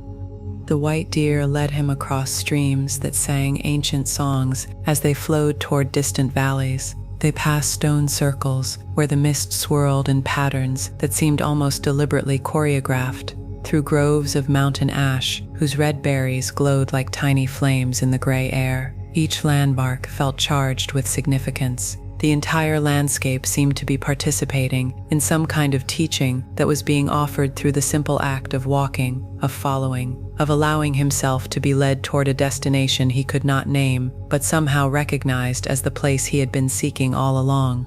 Hours passed, or perhaps minutes, for time had taken on the fluid quality that accompanies profound shifts in consciousness. Still the deer moved ahead of him, through the mist-wrapped moorland, never tiring, never hesitating. It led him along paths that seemed to curve back on themselves in ways that defied ordinary geography, yet felt perfectly natural. In this realm, where the normal rules appeared to be suspended, Brendan found that he had stopped trying to figure out where they were going or why. He had surrendered completely to the process of following, and in that surrender discovered a peace that had nothing to do with arrival at any destination, but everything to do with the quality of presence he was discovering in each step, each breath, each moment of trust in the guidance he was receiving. As the mist began to thin slightly, revealing glimpses of the landscape around them, Brendan realized that they were now in country he had never seen before, though they could not have traveled far from the monastery. The hills here were older somehow, more weathered, covered not just with heather but with ancient trees that seemed to grow in patterns that spoke of careful tending by hands long turned to dust. Standing stones appeared more frequently, not random markers but elements in some vast design that became apparent only gradually, like a constellation emerging as the eye learned to see the connections between individual stars. The white deer paused at the edge of what appeared to be a grove of oak trees. Their massive trunks disappeared into the mist above, like pillars supporting an invisible cathedral. The creature looked back at Brendan one final time, and in that gaze he felt a communication that needed no words. He understood that this was where the journey had been leading all along, that whatever he was meant to discover lay within the grove ahead, and that from this point forward he must continue alone. He carried with him everything the following had taught him about trust and surrender, and the willingness to be led toward truths that could not be reached through effort or analysis. The deer stepped aside, and as Brendan approached the edge of the grove, he felt his heart beginning to race, with a mixture of anticipation and something that might have been recognition. It was as if he was approaching not a place he had never been, but a place he had somehow always known existed. He had been dreaming of it, without realizing it, had been carrying it within himself like a seed, waiting for the right conditions to bloom into conscious awareness. The grove was circular, its ancient oaks arranged in a perfect ring around a small clearing where the mist seemed to gather and swirl in patterns that suggested presence rather than mere atmospheric conditions. Moss covered the ground like the softest carpet, glowing with its own inner light in the filtered illumination that somehow penetrated the canopy above. In the center of the clearing stood a single stone, worn smooth by centuries of weather and touch. It seemed to pulse gently with warmth that had nothing to do with temperature and everything to do with the love that permeated this space like incense. As Brendan stepped into the grove, he felt something fundamental shift in his perception. It was as if he had been looking at the world through clouded glass, and someone had suddenly wiped it clean. The restless seeking that had driven him for so long simply disappeared, not because it had been satisfied, but because he realized it had been based on a misunderstanding, so basic that its correction changed everything else. He had been seeking something outside himself, some experience or state or revelation that would finally give him the peace and understanding he craved. But standing in this sacred grove, he understood with perfect clarity that what he had been seeking had been within him all along, waiting patiently for him to stop looking elsewhere and recognize what had never been absent. The grove, he realized, was not actually a place at all, or rather, it was a place but not in the way he had assumed. It was the sacred space within his own heart. It was the inner sanctuary that every soul carries, but that can only be discovered through the kind of journey he had just completed, the journey that leads not outward, but inward, not away from oneself, but deeper into the truth of what one has always been, beneath all the seeking and striving and restless longing for something more than what is already present in each moment, each breath, each beating of the heart that carries the very life he had been searching for in distant places and elaborate practices. Dear listener, have you ever had a moment like this, when you suddenly realized that what you had been searching for everywhere was actually within you all along, when the very act of seeking dissolved because you recognized that the seeker and the sought had never been separate? This is what Brendan felt as he stood in that sacred grove of his own heart. The white deer emerged from behind one of the oak trees, but now Brendan could see that it was not separate from him. It was not an external guide leading him to some foreign destination, but an aspect of his own deepest wisdom made visible. It was the part of him that had always known the way home and had been patiently waiting for his conscious mind to become quiet enough to hear its guidance. Our own intuition often appears to come from outside ourselves until we recognize it as the voice of our own deepest knowing, speaking in the language of symbols and synchronicities that bypass the analytical mind and communicate directly with the heart. As he approached the central stone and placed his hands on its warm surface, Brendan felt the last vestiges of his seeking dissolve like mist in sunlight. They were replaced by a peace so profound and natural that he wondered how he had ever imagined it could be absent. The grove pulsed around him with a life that he recognized as his own life, a love that he knew was his own deepest nature, a wisdom that had been present in every step of his journey, even when he thought he was lost, especially when he thought he was lost. It had been guiding him always toward this moment of recognition that changed nothing and everything simultaneously. He sat on the moss beside the stone and let the understanding settle into his bones like warmth from a perfect fire. The knowledge that the sacred grove had always been here, would always be here, was accessible not through any particular practice or achievement, but simply through the willingness to stop seeking it somewhere else and recognize it as the ground of his own being. It was the space from which all seeking arose and to which it inevitably returned when the seeker finally realized that what they sought was what they already were. The mist swirled around the grove in patterns that seemed to dance with his breathing. Brendan understood that he could return to the monastery now, could resume his duties and his studies, but he would never again be the restless seeker who had followed a white deer into the moorlands that morning. He had discovered the secret that all the mystics had tried to communicate through their elaborate metaphors and careful instructions. The simple truth that the kingdom of heaven was not a place to be reached, but a recognition to be remembered, not an achievement to be earned, but a gift to be received, not something to be found, but something to be acknowledged as never having been lost. As the afternoon sun began to burn through the mist, revealing the familiar hills of home in the distance, Brendan rose from his place beside the stone and walked slowly out of the grove.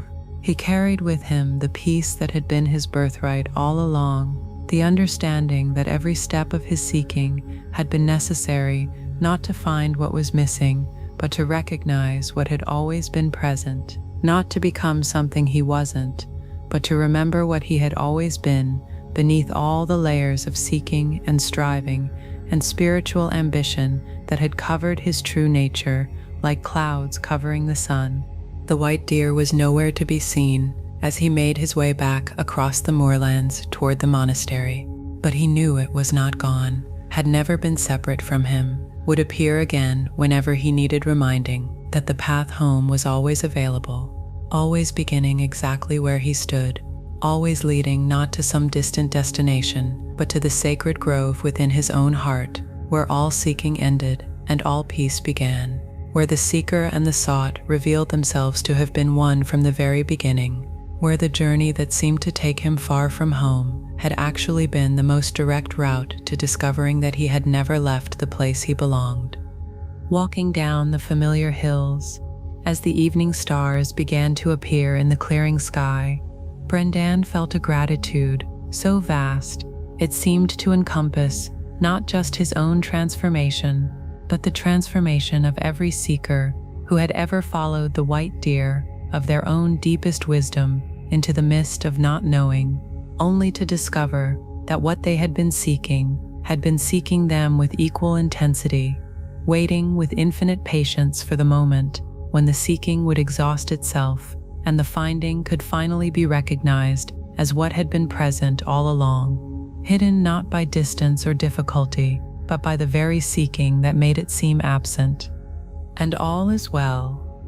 All has always been well in the sacred grove of the heart, where every journey ends and every journey begins, where the white deer of wisdom leads not to foreign lands, but to the familiar territory of our own deepest nature, where the mist that seems to obscure the path is actually the very medium through which guidance comes, through which recognition dawns, through which the seeker discovers that what they sought was what they always were, where all seeking reveals itself to have been the play of consciousness exploring its own depths, where every step away from home was simultaneously a step toward the home that had never been left, where the grove of peace waits always in the center of the heart, where the deer of intuition stands ready to guide us, not to distant destinations, but to the sacred space within ourselves,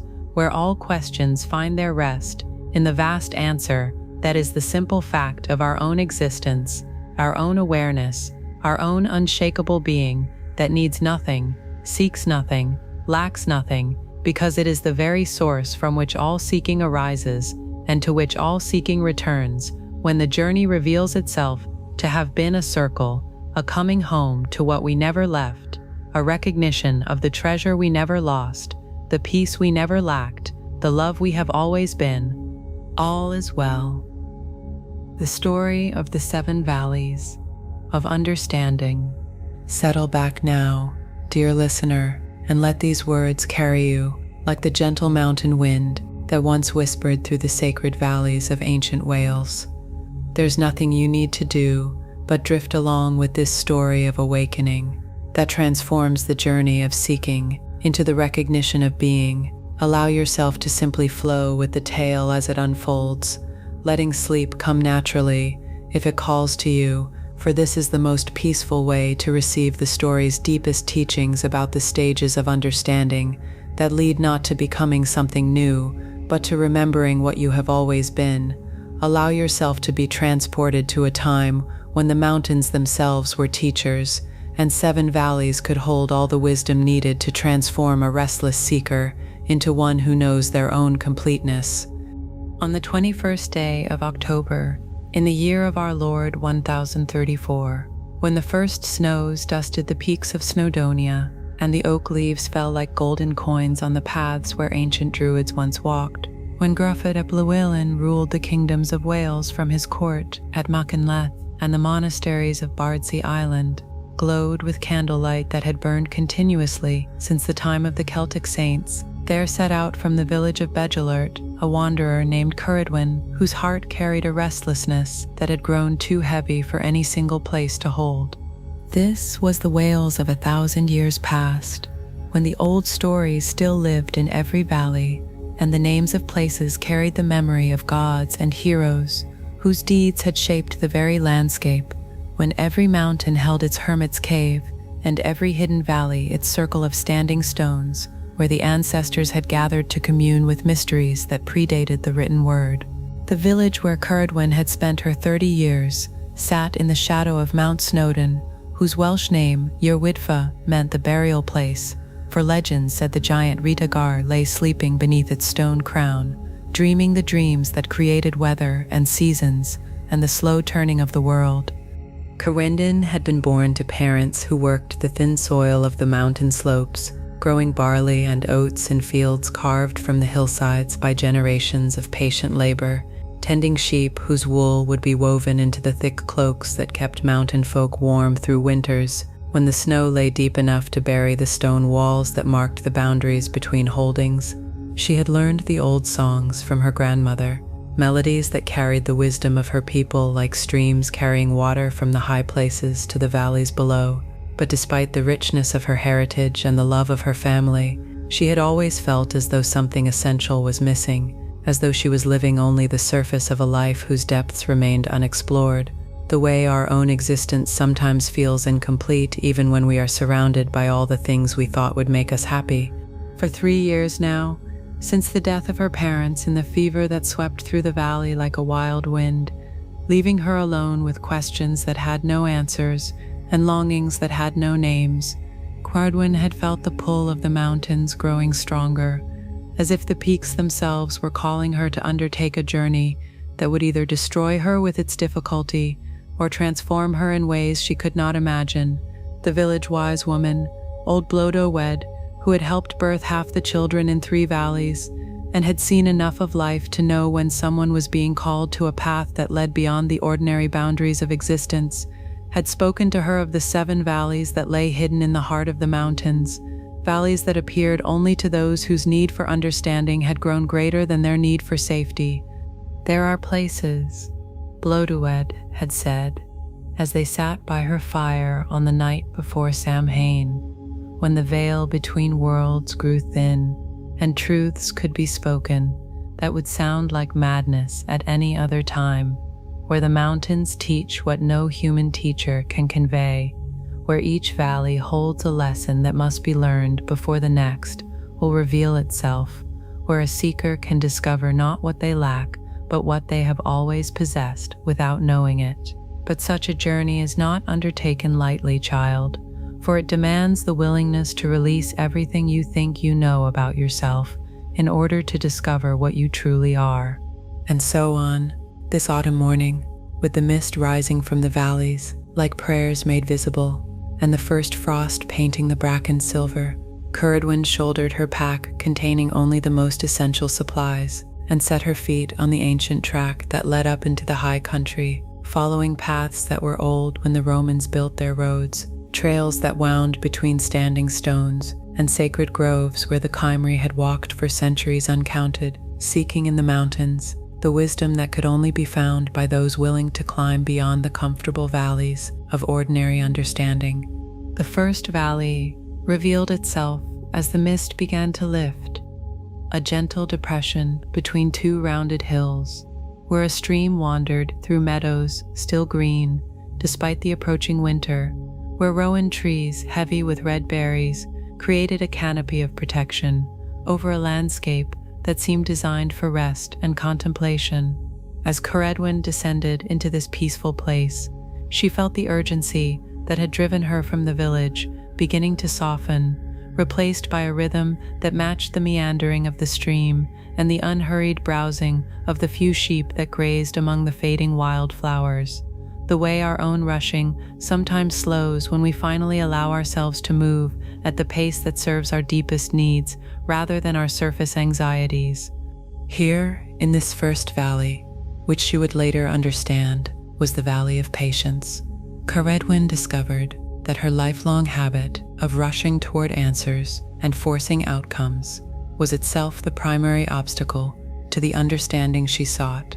The valley seemed to teach, through its very existence, through the way the stream took its time, finding the easiest path around each stone, through the way the trees grew slowly but steadily toward their full height, through the way the seasons changed with perfect timing that could neither be hurried nor delayed, showing her that wisdom unfolds according to its own schedule and cannot be grasped by hands that are closed in fists of wanting, rather than open in gestures of patient receiving.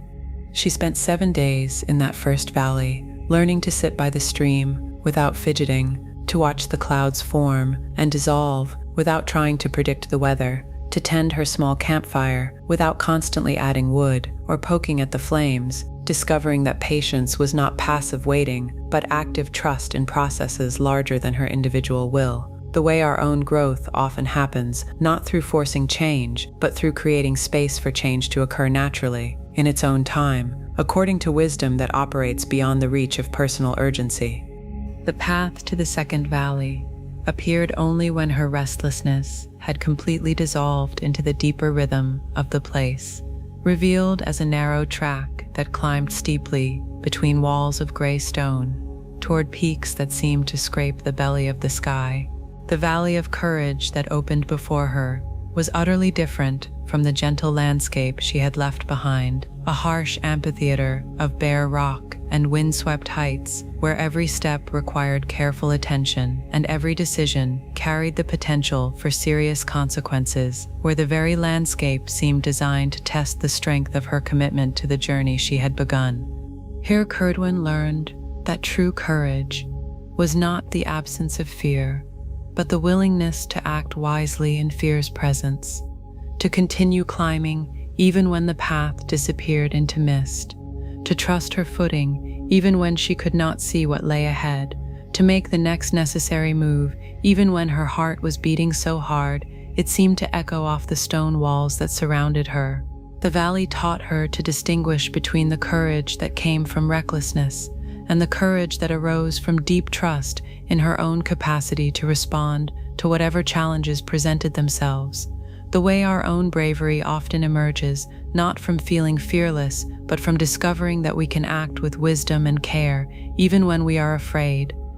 The third valley, which she entered after 9 days of climbing through terrain that had stripped away every pretense and comfortable assumption about her own strength, was a place of such heartbreaking beauty that she wept upon seeing it. Tears that seemed to wash from her eyes all the hardness that years of loss and disappointment had accumulated around her heart. This was the Valley of Compassion, where every stone seemed to glow with inner light and every blade of grass appeared to be participating in some great celebration of existence that included all beings in its vast embrace.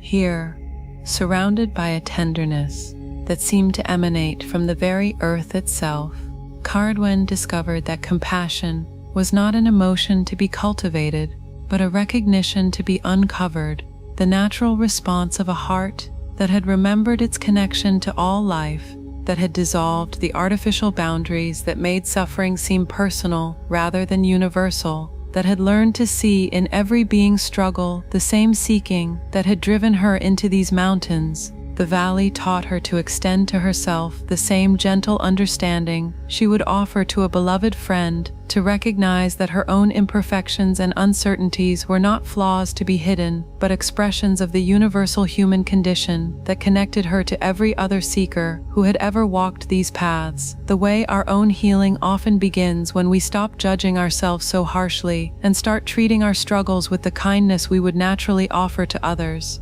The fourth valley appeared to her as she walked through morning mist that gradually cleared to reveal a landscape of such crystalline clarity that every detail seemed to be illuminated from within, where the air itself seemed to sparkle with intelligence, and every natural form appeared to be a perfect expression of some underlying principle that she could sense but not yet articulate. This was the Valley of Clarity, where the mental fog that had clouded her perception for so long began to lift like mist before the morning sun, revealing the simple truth that had been present all along, but hidden by the complexity of her thinking. In this place of pristine awareness, Cerdwen began to understand that clarity was not something to be achieved through mental effort, but something to be revealed through the stilling of the constant commentary that usually filled her consciousness, the endless stream of judgments and comparisons and plans that created a kind of static interference with the direct perception that was her birthright. The valley taught her to rest in simple awareness, to observe without immediately labeling, to experience without instantly analyzing, to allow the world to reveal its secrets to a mind that had learned to be still enough to receive them, the way our own understanding often emerges, not through thinking harder, but through thinking less, creating space for wisdom that arises from sources deeper than the analytical mind. The fifth valley opened before her, like a vast question mark carved into the mountainside, a place where every certainty she had gained in the previous valleys seemed to dissolve into a not knowing so profound that for a moment she wondered if her journey had been leading not toward understanding, but toward a kind of beneficial madness that would leave her empty of everything she had once believed about herself and the world. This was the Valley of Surrender, where the very ground seemed to shift beneath her feet, and where holding on to any fixed idea or identity felt like trying to grasp flowing water. Here, Credwin learned that surrender was not defeat, but the ultimate victory, not giving up, but giving over to forces wiser than her individual planning mind, not becoming passive, but becoming available to serve purposes larger than her personal agenda, discovering that when she stopped trying to control the journey, it began to unfold with a grace and intelligence that far exceeded anything she could have orchestrated through her own efforts. The valley taught her to release her grip on outcomes, to trust in processes she could not see or understand, to find security not in knowing what would happen next, but in knowing that whatever happened would be exactly what she needed for the next stage of her learning. The way our own peace often comes not from getting what we want, but from wanting what we get, from aligning our will with the deeper currents that move through all existence. The sixth valley burst upon her awareness like sunrise after the darkest night. A place of such pure joy that she found herself laughing aloud for no reason she could name, her laughter echoing off the valley walls and returning to her multiplied, as if the landscape itself was joining in her celebration of some mystery too wonderful for words. This was the Valley of Joy, where she discovered that happiness was not dependent on circumstances, but was the natural state of a heart that had learned to stop arguing with reality, that had released the burden of needing life to be different from what it was in order to be acceptable. In this place of spontaneous celebration, Caradwen understood that joy was not an emotion that came and went depending on external conditions, but the very essence of consciousness itself when it was not contracted around problems or anxieties or unfulfilled desires. The natural effervescence of awareness when it recognized its own nature as the space in which all experiences arose and dissolved without touching the essential peace that was always present. The valley taught her that she was not a seeker who occasionally experienced moments of happiness, but happiness itself, temporarily playing the role of a seeker, joy itself exploring its own depths through the adventure of apparent separation and reunion. The way our own deepest contentment often comes not from adding something to our experience, but from recognizing what has been present all along, beneath the surface, turbulence of wanting and not wanting. As she climbed out of the Valley of Joy, following a path that seemed to spiral upward through clouds that parted before her like curtains being drawn back, to reveal the final act of a cosmic drama, Caradwen felt a profound shift occurring in her sense of identity, as if the person who had begun this journey was dissolving like salt in water, not disappearing but becoming something larger, more inclusive, more true to the vastness that had always been her essential nature.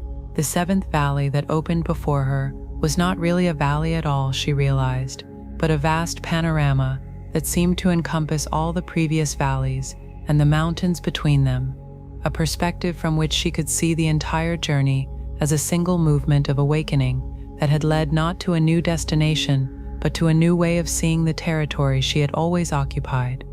This was the Valley of Recognition, though she understood now that it was not separate from any of the other valleys, but was the deeper truth that had been present in each of them, the understanding that had been growing through every stage of the journey, like a seed slowly opening in the soil of her direct experience. Standing on this high plateau, with the wind singing through her hair, and the whole landscape spread before her, like an illuminated manuscript written in the script of stone and sky, Caradwen saw with perfect clarity that she had never been the broken, incomplete seeker she had imagined herself to be. She had always been whole, had always been perfect, had always been exactly what she was seeking to become, but had simply forgotten this truth under layers of conditioning and comparison and the universal human hypnosis that mistakes the wave for something separate from the ocean, the person for something apart from the vast consciousness in which all persons arise and dissolve like patterns in flowing water. The journey through the seven valleys had not added anything to her essential nature, but had simply removed the obstacles to recognizing what had been present all along. The way polishing a mirror does not create its reflective capacity, but simply removes the dust that was obscuring its natural brightness. Standing in this place of ultimate recognition, Looking back over the path that had brought her here, Caredwin understood that every valley had been necessary, that each stage of learning had prepared the ground for the next, that the patience learned in the first valley had made possible the courage discovered in the second, that the courage had opened her heart to the compassion of the third, that compassion had cleared her perception for the clarity of the fourth, that clarity had prepared her for the surrender of the fifth, that surrender had revealed the joy of the sixth, and that all of these together had created the conditions for this final recognition that none of them had been separate from her essential nature, that she had been learning not new qualities, but different aspects of what she had always been. The sun was setting as she began her descent from the high plateau, painting the mountains in shades of gold and rose that seemed to celebrate the completion of her journey. But she knew now that there was no real completion, only an endless deepening into the mystery of what she was, what all beings were, what existence itself was, when seen from the perspective of the heart that had remembered its own vastness. She would return to her village, would resume the ordinary activities of daily life, but she would never again mistake herself for only the limited person who engaged in those activities, would never again forget that she was simultaneously the wave and the ocean, the seeker and the sought, the journey and the destination. As the first stars appeared in the darkening sky, and she made her way down the familiar paths toward home, Caredwin carried with her not new knowledge, but a transformed relationship to knowledge itself, not answers to her questions, but a dissolution of the questioner, who had needed answers, not achievement of some spiritual goal, but recognition that the very one who had been seeking goals was itself the goal, was the treasure, was the answer to every question that had ever driven any being to seek beyond the apparent boundaries of their ordinary existence, the way our own awakening often comes, not as a dramatic revelation, but as a quiet recognition that we have always been what we were looking for, have always been home even when we thought we were lost, have always been whole even when we felt broken, have always been perfect even when we believed we needed to improve, have always been the love we thought we had to earn, the peace we thought we had to find, the joy we thought we had to deserve.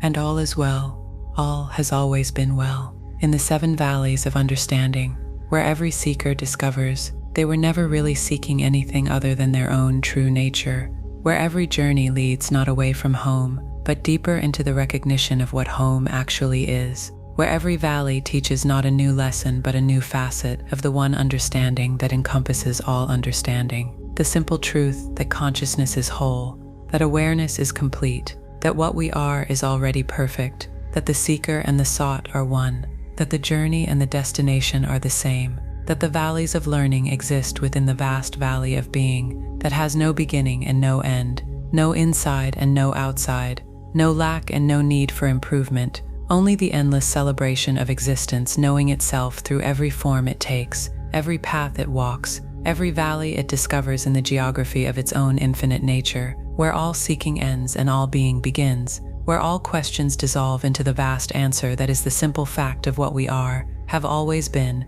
and will always be, beyond all change and beyond all time, perfect and complete and whole, now and forever. All is well. The story of the golden branch. Just continue resting as you are, dear listener, and let these words carry you like the sweet melody that once drifted across the hills of ancient Ireland. There's nothing you need to do but drift along with this story of love that transforms all sorrow into song. Allow yourself to simply flow with the tale as it unfolds. Let sleep come naturally if it calls to you. This is the most peaceful way to receive the story's deepest wisdom about becoming a vessel for the healing that flows through hearts aligned with love. Allow yourself to be transported to a time when music held the power to mend what was broken. A simple branch could become an instrument of divine grace for those who learn to embody the very peace they wish to share. On the 8th day of June in the year of our Lord 892, when the wild roses bloomed along every hedgerow in County Cork, and the River Lee ran clear beneath stone bridges built by monks who understood that beauty was itself a form of prayer, when Cormac MacQuillanine ruled Munster from his seat at Cashel, and the Viking longships had not yet learned to navigate the southern waters, There lived in the village of Silchane a young woman named Ian, whose heart carried such natural joy that children stopped crying when she passed, and flowers seemed to bloom more brightly in her presence. This was the Ireland of 1200 years past. The great monasteries still glowed with candlelight that burned through the darkest nights. Every village had its storyteller who kept the old tales alive. The boundary between the everyday world and the realm of magic was as thin as morning mist. Music was understood to be more than entertainment. It was medicine for souls that had forgotten their connection to the harmony that moved through all things. Ain had been born during a terrible storm that had raged for 3 days and nights. The wind howled like banshees around the small round house where her mother labored. Rain lashed the thatch so fiercely it seemed the very sky was weeping. But the moment Ain drew her first breath, the storm ceased, the clouds parted, sunlight poured through the smoke hole like liquid gold. Her first cry was so musical that the midwife crossed herself and whispered prayers of gratitude for the gift that had clearly been sent to bless their troubled valley. For 20 years, Ain had lived in this place where the river Bandon wound through meadows filled with wildflowers. Her father worked bronze into brooches and torques for the local chieftain. Her mother spun wool into thread so fine it seemed made of spider silk and starlight. They were simple people who understood that true wealth lay not in gold or cattle, but in the peace that filled their home whenever Ain sang the old songs while she worked. Her voice had a quality that seemed to heal whatever was broken in the hearts of those who heard it. But in recent months, a shadow had fallen across their valley. A terrible sickness had come with traders from the north. It began with fever and weakness, but soon progressed to a melancholy so deep that even the strongest men wept without reason. Children refused to play. Mothers forgot to sing their babies to sleep. The very air seemed heavy with a sorrow that no medicine could touch. Perhaps you too have known times when sadness seemed to settle over everything, like fog, making even familiar joys feel distant and unreachable. The local wise woman, old Brigid, who knew every herb that grew between the mountains and the sea, had tried every remedy in her vast knowledge. She brewed teas from vervain and meadowsweet. She burned sage and lavender to cleanse the air. She made poultices of comfrey and moss for those whose hearts ached as if they carried physical wounds. But nothing helped. The sorrow seemed to exist at a level deeper than any herb could reach. It was a malady of the spirit that required a different kind of healing altogether. On this June morning, as Ain walked through the village, trying to lift spirits with her songs, she noticed that even her voice seemed to lose its power in the presence of this mysterious affliction. The melodies that had once brought smiles to the faces of her neighbors now fell on ears that seemed unable to hear anything but the echo of their own inner weeping. For the first time in her life, Ain felt helpless in the face of suffering she could not ease. The joy that had always flowed through her like a clear spring began to feel blocked by the weight of witnessing so much pain she could not touch. It was then that she remembered the stories her grandmother had told her, tales of the sea day, the fair folk who dwelt in the hills, and who sometimes gave gifts to mortals whose hearts were pure enough to receive them. Her grandmother had spoken of a particular hill that rose beyond the oak grove, where the old people said the veil between worlds was thinnest. On certain mornings, when the mist rose from the valley like incense, it was said that one might encounter beings of such beauty and wisdom that a single meeting could transform an ordinary life into something extraordinary.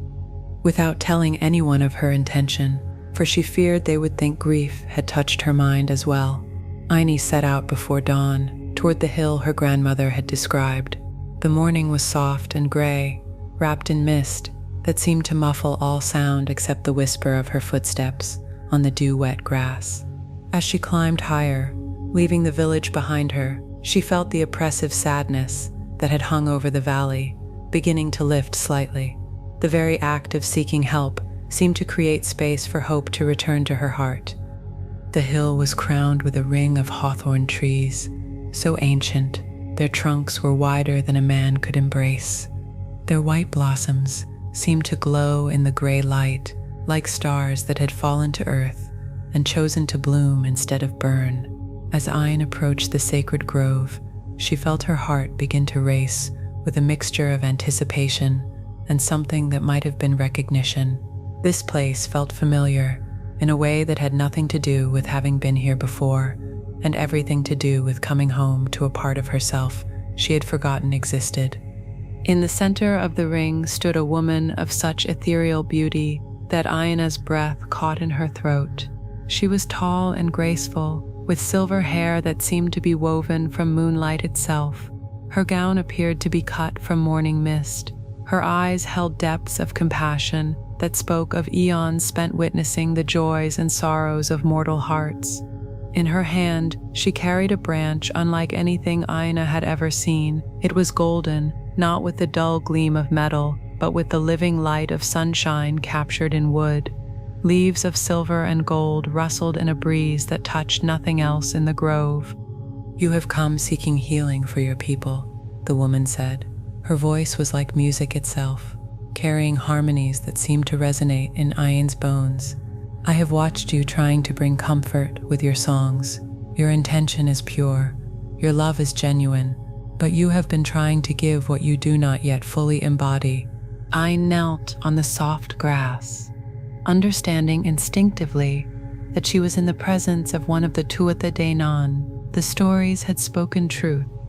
"Great lady," she whispered, "my people suffer from a sorrow that seems deeper than any earthly cause.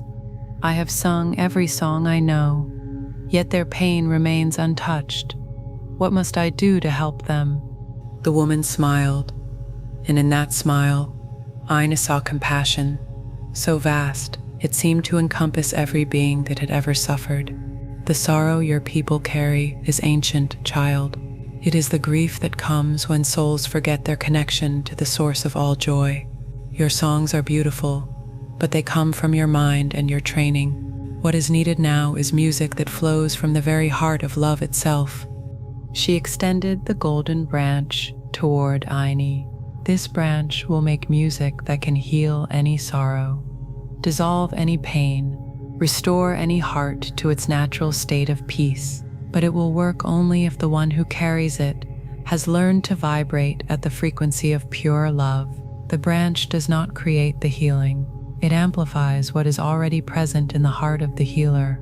As Ayn's fingers closed around the smooth golden wood, she felt a warmth flow through her that was unlike anything she had ever experienced. It was as if every cell in her body suddenly remembered a song it had forgotten. Her heart began to beat in rhythm with some vast pulse that seemed to flow through all creation. The branch felt alive in her hands, eager to sing, waiting only for her to become clear enough to let the music flow through her without distortion. "How do I learn to vibrate at the frequency of love?" Ayn asked. The branch was warm in her hands, almost humming with potential.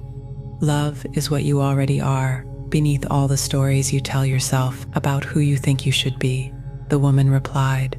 "The frequency of love is your natural state when you are not contracted around fear or judgment or the need to be anything other than what you are in this moment. When you sing from this place of simple presence, the branch will amplify your true nature. The music that emerges will carry the power to remind every heart that hears it of its own essential wholeness." The woman began to fade like mist, touched by morning sun. "Remember, child, you cannot give what you do not embody. Spend time learning to rest in the love that you are. Let it fill every corner of your being until there is no separation between the singer and the song. Only then will the branch serve its true purpose." Aina found herself alone in the grove, holding the golden branch that seemed to pulse with gentle warmth. The mist was lifting from the valley below. She could see her village in the distance, still shrouded in the gray sadness that had settled over it like a curse. But something had changed in her perception. The sorrow that had seemed so overwhelming now appeared to be like clouds covering the sun, real but temporary, blocking the light but not destroying it. She spent the day on the hill, learning to hold the branch without grasping it, learning to rest in her own presence without trying to be different or better or more spiritual than she was. Every time her mind began to spin with ideas about how to use this gift, the branch grew cool in her hands. But when she simply sat in the grass, breathing the sweet air and feeling grateful for the beauty around her, the branch grew warm. It began to make soft, chiming sounds like silver bells touched by wind. As the sun began to set, painting the sky in shades of rose and gold, Ayn felt a profound shift in her understanding.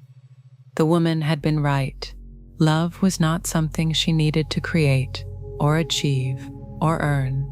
It was the very ground of her being, the space in which all her experiences arose. When she stopped trying to be loving and simply relaxed into the love that she was, the branch began to sing with a beauty that brought tears to her eyes, not tears of sadness, but tears of recognition.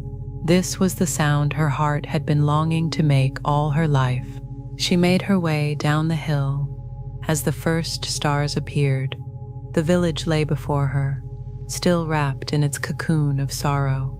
But now she carried something that could penetrate that darkness, not because the branch was magical in itself, but because she had learned to embody the very frequency that the branch could amplify. She had become a clear vessel for the love that was always seeking to heal, always longing to restore every heart to its natural state of joy. The first person she encountered was young Tian, the blacksmith's son who had not smiled in weeks. He sat by the river, staring at water that reflected his own melancholy. Tian sat beside him without speaking. She held the branch gently in her lap. As her heart settled into the rhythm of love she had discovered on the hill, the branch began to make the most beautiful music she had ever heard. Not a melody she could have composed, but the sound of healing itself. The frequency at which sorrow remembers it is only a temporary visitor in a heart whose true nature is joy. Sion looked up in wonder as the music washed over him. She watched the sadness literally dissolve from his features, like frost melting in sunshine. His eyes brightened, a smile spread across his face, as if he was remembering something wonderful he had temporarily forgotten. Ayn, he whispered, what is that beautiful sound? It's as if my heart just remembered how to be happy. Word spread quickly through the village. People emerged from their homes, drawn by music that seemed to heal simply by being heard. But Ayn understood now that the real magic was not in the branch itself. It was in what happened when someone learned to embody love so completely that everything they touched became a vehicle for that love's expression. The branch was simply amplifying what she had learned to be, the way our own presence can become healing when we remember that love is not something we do, but something we are. Night after night, Ayn would walk through the village, carrying the golden branch that sang with the voice of love itself. She would sit with the grieving and let the music remind them of the joy that grief could not actually touch. She would hold babies whose mothers had forgotten how to comfort them, and the branch would sing lullabies that seemed to come from the very heart of motherhood itself. She would visit the old ones who had lost hope, and the music would remind them of all the beauty they had witnessed in their long lives. But the most profound transformation was in Ayn herself. She learned that becoming a healer had nothing to do with fixing anyone and everything to do with embodying a frequency of love so pure that it reminded others of their own wholeness. The branch taught her that she could not give what she did not possess, but that when she aligned herself with love, she possessed everything needed to serve the healing of the world. Gradually, the village returned to its natural state of health and joy. The mysterious sickness that had afflicted them proved to be exactly what the seedy woman had said, a forgetting of their connection to the source of all happiness. The branch had not imposed healing from outside, but had reminded them of the healing that was always present within. waiting to be recognized and welcomed home. Years passed, and Ayn became known throughout the province as one who could bring peace to any heart, healing to any sorrow. People traveled from distant villages to hear the music of the Golden Branch, but she always told them the same thing the Side woman had told her. The branch was not creating the healing. It was amplifying what was already present when someone learned to embody love completely. Some who came seeking her help went away, disappointed when they realized they could not simply receive a quick fix for their suffering. But others understood the deeper invitation. They learned to sit with Ayn in silence, letting the branch teach them about the frequency of love that was their own deepest nature. They discovered that healing happened not through getting something they lacked, but through remembering what they had always been, beneath the layers of sorrow and fear that had convinced them they were something less than whole. As she grew older, and her hair began to show threads of silver, like the seed woman who had given her the branch, Ayn understood that her greatest gift was not the music she could make, but the love she had learned to embody. The branch would sing its healing songs whenever someone needed to remember their wholeness. But the real magic was in the transformation that happened when a human heart learned to vibrate at the frequency of pure love. When that happened, everything they touched became a golden branch. Everything they spoke became healing music. Everything they offered became medicine for a world that had temporarily forgotten its own beauty. And all is well, all has always been well, in the sacred music of love that flows through every heart, willing to become a clear vessel for its healing presence, the truth that lives forever in golden branches and silver songs, that we are not broken beings seeking to be fixed, but whole beings learning to remember our wholeness, that love is not something we must earn or achieve, but something we are invited to embody and share, that healing happens not through effort, but through alignment with the frequency of pure love that is always present, always available, always longing to sing through hearts brave enough to become instruments of its grace, where every sorrow finds its medicine in music that reminds it of the joy that was never actually lost, where every heart discovers it was always a golden branch, waiting to sing the song of its own perfect nature. All is well. The story of the well keeper's gifts. Dear listener, just let these words carry you like the pure water that once bubbled up from the sacred springs of ancient Ireland. There's nothing you need to do but drift along with this story of service that transforms all giving into receiving. Allow yourself to simply flow with the tale as it unfolds.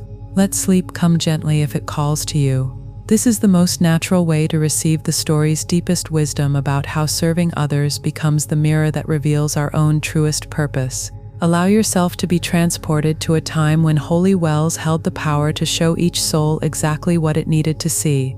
A simple act of tending water could become the path to discovering what we came here to give.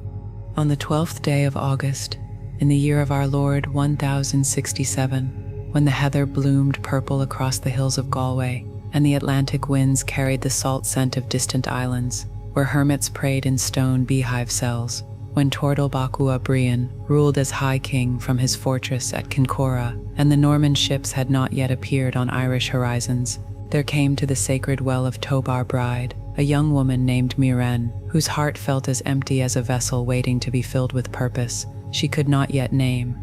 This was the Ireland of 1,000 years past. The old holy places still drew pilgrims from across the known world. Every county held wells where saints had prayed and miracles had bloomed like flowers after rain. The boundary between the physical and spiritual realms was as thin as the membrane between water and air. Healing was understood to flow not just from herbs and potions, but from the sacred springs that connected the surface world to the depths where all wholeness was born. Muireann had walked for 6 days from her village near Clonmacnoise. Her parents had died in the harsh winter when snow lay deeper than anyone remembered. Her betrothed had been killed in a cattle raid that left 3 families mourning sons who would never return. At 22, she found herself alone in a world that suddenly felt stripped of meaning, Everything she had planned to become seemed to have vanished like mist in morning sun. Perhaps you too have known such times when life's direction disappears and we find ourselves walking towards something we cannot name, but somehow trust will show us who we are meant to be. The well of Tobar Bride sat in a hollow between two hills. Ancient oaks created a natural cathedral around the circular stone basin where water bubbled up from depths that had never been measured. Legend said that Saint Bridget herself had blessed this spring on her pilgrimage to the Western Sea. The water had healing properties that drew seekers from as far as Scotland and Wales. But in recent years, since the old well keeper had died, the place had fallen into neglect. Brambles choked the paths. Fallen leaves clouded the sacred water. The stone basin was cracked and stained. Moirin arrived at sunset, when golden light slanted through the oak leaves. She knelt beside the well to drink. The water was cool and sweet, despite the debris floating on its surface. As she cupped it in her hands, something stirred in her heart, not to desire or ambition, but a quiet recognition. This place needed tending. She had hands that could tend it. The match felt as natural as breathing.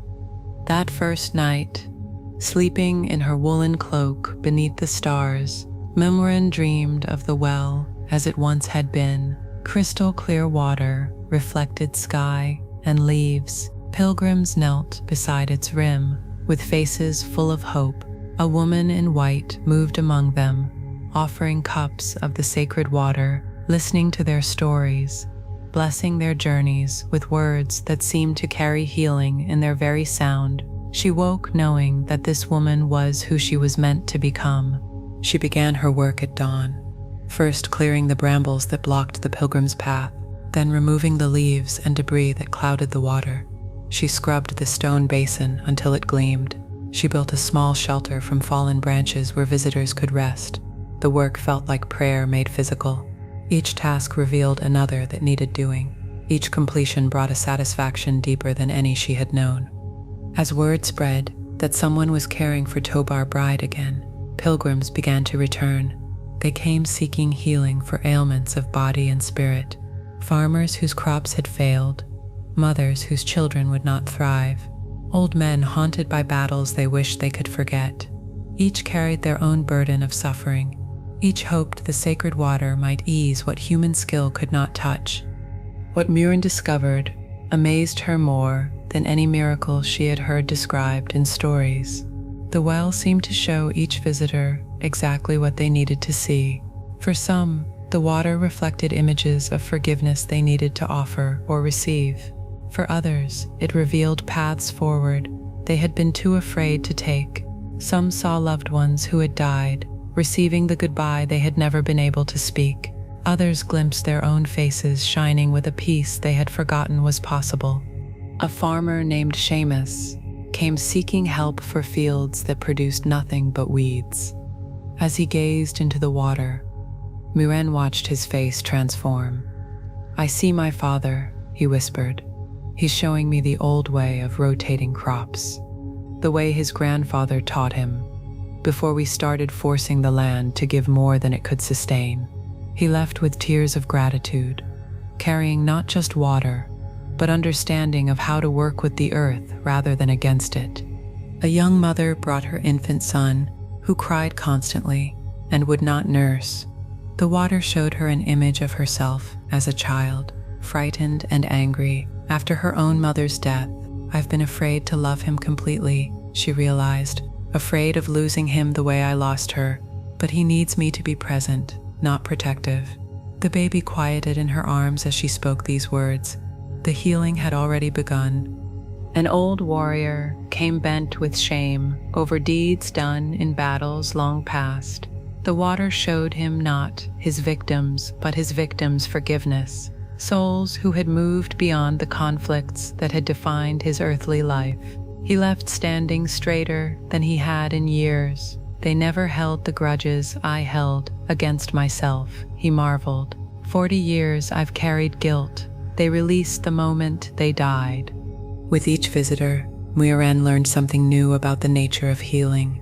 It rarely came as she expected. The farmer who wanted his crops to grow discovered he needed to change his relationship with the land. The mother, seeking to quiet her baby, learned to quiet her own fears. The warrior, hoping for absolution, found it had been available all along. The well showed each person not what they thought they wanted, but what they actually needed to move forward on their healing journey. But the most profound discovery was what happened to Muiren herself as she served these pilgrims. In listening to their stories, she heard echoes of her own struggles. In witnessing their healing, she found her own wounds being mysteriously mended. The emptiness that had driven her to the well was gradually filling with something she had never expected, purpose that arose not from personal ambition, but from the simple act of caring for others in their most vulnerable moments. A young man came, whose sweetheart had chosen another. The water showed him not a future love, but his own heart's capacity for joy that existed independent of any relationship. Watching his face brighten with this recognition, Muiren felt her own grief over her lost betrothed begin to soften. She too had been whole before that relationship began. She could be whole again without it. An elderly woman arrived mourning the death of her only child. The water revealed not the child's spirit, as she had hoped, but her own life's work of teaching children to weave. She saw herself surrounded by dozens of young ones, whose lives she had touched with her skill and patience. "I have been a mother to so many," she breathed. "My child lives on in every pattern I taught, every technique I shared." As the woman departed with this expanded understanding of motherhood, Muiren felt her own sense of family extending beyond blood relations to encompass everyone who drank from the well she tended. Seasons turned. Muiren's hair showed threads of silver. Her hands grew skilled at reading the signs that indicated what each pilgrim needed. Some required silence and solitude with the water. Others needed her to listen as they spoke their pain aloud. Still others wanted guidance in interpreting what the well revealed. She learned to offer exactly what each moment called for. Nothing more, nothing less. The well became famous throughout the western provinces. Bishops came to investigate reports of miraculous healings. They found no violations of church doctrine, only a sacred spring that seemed to help people see their lives more clearly. Scholars arrived, seeking to understand the mechanism by which water could reflect visions. They left with notebooks full of observations, but no explanations that satisfied rational inquiry. Muiren cared little for fame or theological debate. Her joy lay in the daily work of serving those who came seeking healing, in preparing the water each morning, ensuring its clarity and purity, in maintaining the paths and shelters that made pilgrims comfortable, in holding space for whatever needed to emerge from each encounter with the sacred spring. She had found her calling not through grand revelation, but through the accumulation of countless small acts of service. One autumn evening, as she sat beside the well, watching stars reflect in its still surface, Muiren realized that she had become the woman from her first dream, not through trying to transform herself, but through allowing herself to be transformed by the work itself. The emptiness that had brought her here had been filled not with something new, but with the recognition of what had always been present: her capacity to serve, her ability to hold space for others' healing, her gift for seeing what was needed in each moment. A voice spoke from the darkness beyond the oak grove. "You have learned the secret, daughter." An elderly woman emerged into the starlight. Her face was ageless, despite her white hair. Her eyes held depths of wisdom that seemed to encompass centuries. "I am Brigid, for whom this well is named. I have been watching as you discovered what I came to teach long ago." Muiren knelt before the saint who had blessed this spring 1,000 years before. "Holy Mother, I have done nothing but tend the water and listen to those who come seeking healing." Brigid smiled. "That is everything, child. You have learned that serving others is not separate from serving yourself, that in helping pilgrims find what they need, you discover what you came here to give. That tending a holy well is tending the sacred spring within your own heart. The water shows each visitor their healing, not because of magic in the spring, but because of love in the keeper who creates space for truth to be seen. The saint placed her hand on Morin's head in blessing. This is the great secret of service. We do not lose ourselves in caring for others. We find ourselves. The gifts we offer reveal the gifts we carry. The healing we facilitate awakens the wholeness we embody. You came here empty and discovered you were already full. You came seeking purpose and found it had been seeking you through every person you served. As Bridget faded like morning mist, Muren understood that her time of learning was complete, not because she had mastered some technique, but because she had discovered the truth that would guide the rest of her days. Her greatest gift was not the ability to heal others, but the willingness to create conditions where healing could happen naturally. Her purpose was not to fix what was broken, but to tend the space where wholeness could remember itself. She continued keeping the well for 40 more years. Thousands of pilgrims drank from its waters and received the healing they needed. Moiraine aged gracefully, her face lined with laugh wrinkles from joy shared with countless seekers. Her hands grew gnarled but gentle. Her voice became soft with the wisdom that comes from listening to more stories than any one person should be able to hold. When her time came to leave the physical realm, she was found one morning sitting peacefully beside the well. Her face wore an expression of profound contentment. The water in the basin reflected not the gray sky, but depths of blue that seemed to contain infinite peace. Those who came to mourn discovered they could not grieve for someone who had so clearly completed her life's work with such grace. A new keeper appeared within days, a young man whose own emptiness had driven him to seek purpose in service. The well continued its healing work. The cycle continued, each keeper learning the same lesson. Moiraine had discovered that in tending others, we tend ourselves, that in offering what others need, we discover what we came to give. That service is not sacrifice, but revelation of our deepest joy. And all is well. All has always been well.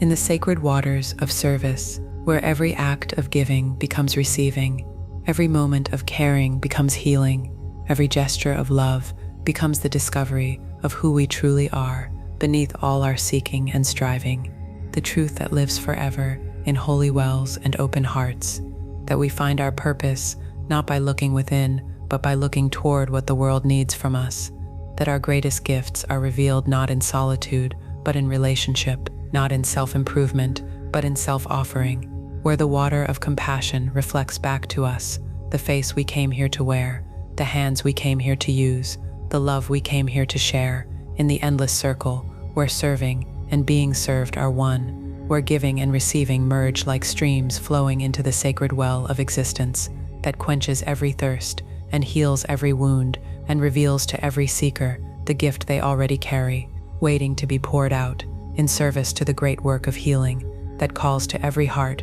ready to answer with the simple yes that transforms emptiness into purpose, seeking into finding, loneliness into connection. All is well.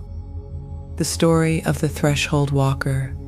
Let these words carry you like the soft twilight that once settled over the sacred landscapes of ancient Scotland.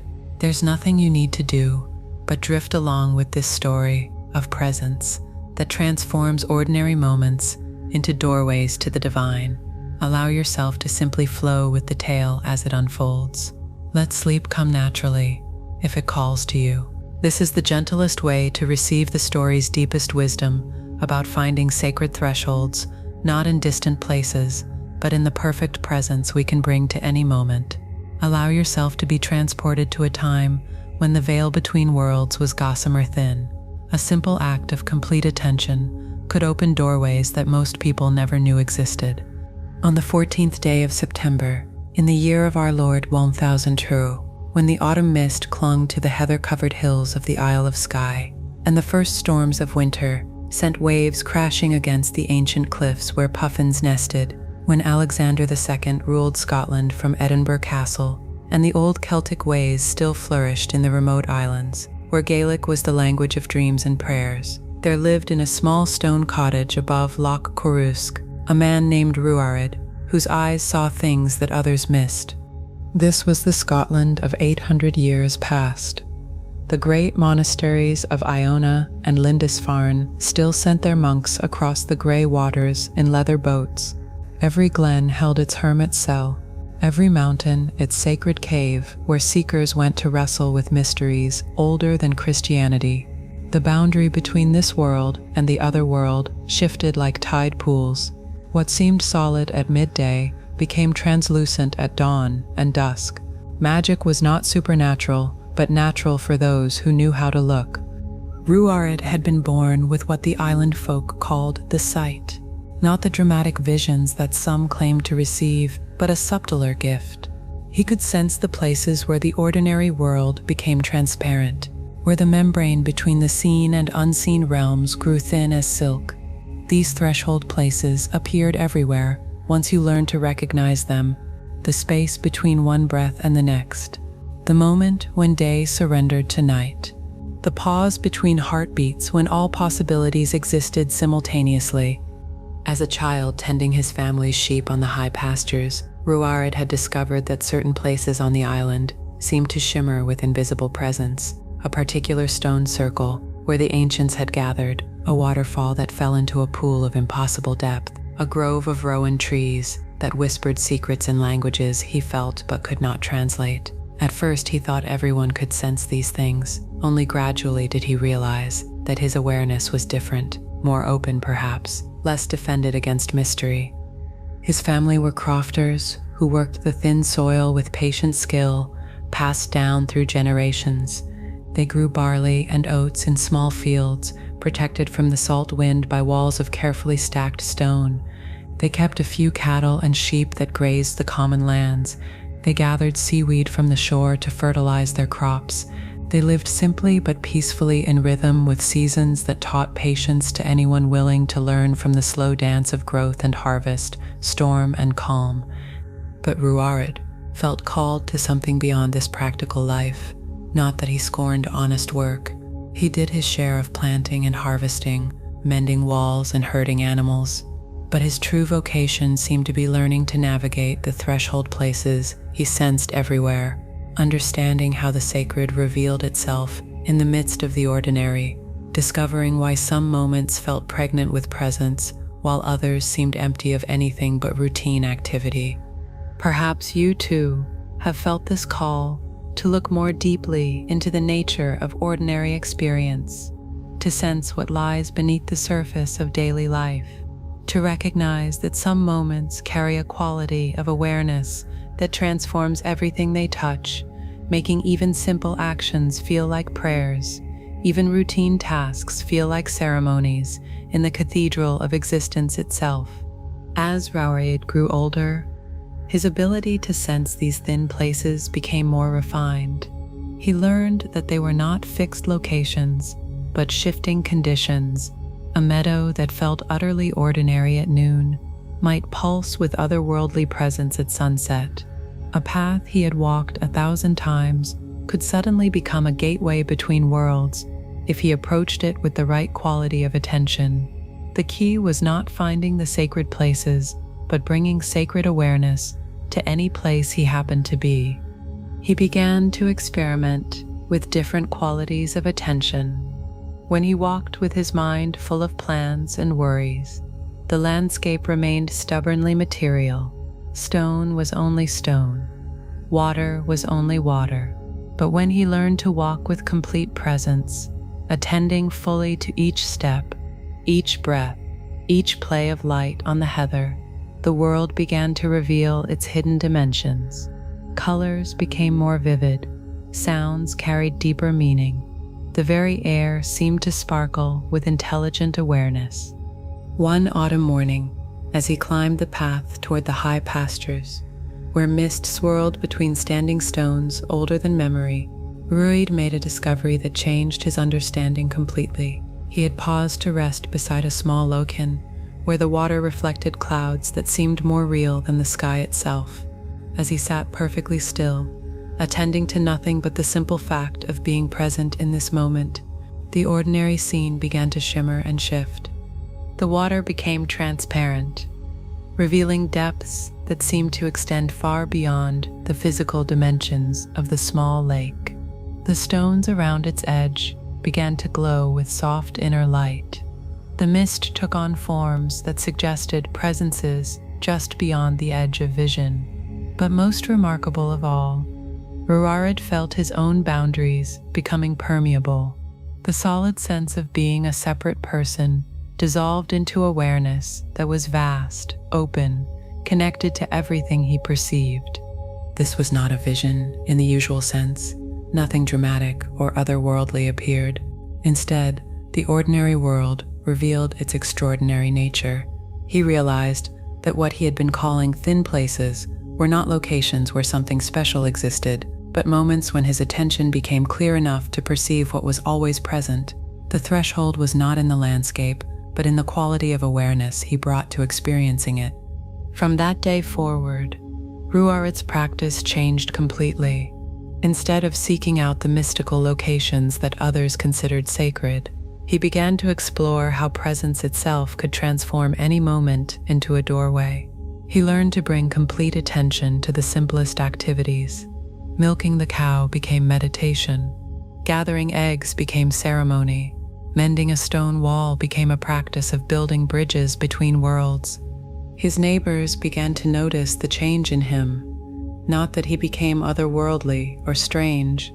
If anything, he seemed more grounded, more present to the practical demands of daily life. But there was a quality of peace around him that others found mysteriously comforting. Children gravitated toward him without knowing why. Animals seemed calmer in his presence. Even the weather appeared to respond to his moods, becoming gentler when he was at peace. Word of the young man who could walk between worlds began to spread beyond the island. Visitors came seeking guidance about finding the sacred places they had heard existed in the Hebrides. Ruarid would listen patiently to their requests, then lead them not to any special location, but to whatever spot was nearest: a patch of ordinary grass, a common stream, a cluster of unremarkable stones. "But this is just a field," they would protest. "Where are the standing stones, the fairy rings, the places of power we've heard about?" Ruarid would smile and invite them to sit quietly for a while, to attend completely to their breath, to listen with their whole being, to the sound of wind in the grass, to watch the play of light on water with eyes that expected to see only water, but remained open to whatever might reveal itself. Some visitors left disappointed, convinced he was either deceiving them or confused about his own gifts. But others began to experience what Ruarid was pointing toward. As their attention settled into complete presence, the ordinary field would begin to reveal qualities they had never noticed. The grass seemed to be dancing to music they could almost hear.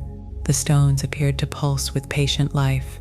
The very air took on a quality of aliveness that made their skin tingle with recognition of some truth they had always known, but temporarily forgotten. A young monk from Iona came seeking the mystical experiences he had heard were available to those who found the right teacher on Skye. Ruarid led him to a simple spring where clear water bubbled up from underground sources. "Sit here," he suggested, "and practice being completely present to whatever arises in your awareness. Don't seek anything special. Just attend fully to what is actually here." The monk spent 3 days beside the spring, growing more frustrated each hour. "Nothing is happening," he complained. "Where are the visions, the revelations, the experiences that will confirm my spiritual progress?" On the 4th morning, as dawn light touched the water, something shifted in the monk's approach. Instead of seeking extraordinary experiences, he began to attend with genuine interest to the perfectly ordinary fact of water emerging from the earth, the sound it made, the way it caught and reflected light. the simple miracle of liquid arising from solid ground. As his attention became completely absorbed in this most basic phenomenon, tears began to flow down his cheeks. "I see it now," he whispered. "The miracle was never hidden. I was just looking past it, towards something I imagined would be more impressive. But what could be more amazing than this? Water from stone, life from earth, consciousness aware of itself through my eyes, my ears, my amazement." Through such encounters, Ruarid learned that his gift was not the ability to perceive hidden dimensions of reality, but the capacity to help others discover that complete presence transformed any moment into a threshold experience. The sacred was not somewhere else, waiting to be found by those with special abilities or access to secret knowledge. It was here, now, in the very awareness that was reading these words, breathing this breath, beating this heart. As seasons turned and his understanding deepened, Ruarid developed what he came to think of as the art of threshold walking, not traveling to thin places, but learning to recognize that every place became thin when approached with complete presence, not seeking mystical experiences, but discovering that ordinary experience was already mystical when received with undivided attention. A farmer came seeking help with fields that would not produce good crops, despite his best efforts. Ruarid walked with him to the problem area, a plot that seemed no different from the fertile ground around it. Instead of offering agricultural advice, he suggested they simply stand together in complete silence, attending to whatever the land itself might communicate about its needs. After an hour of patient presence, the farmer suddenly understood. "The drainage," he said softly. "There's an underground spring here that's making the soil too wet.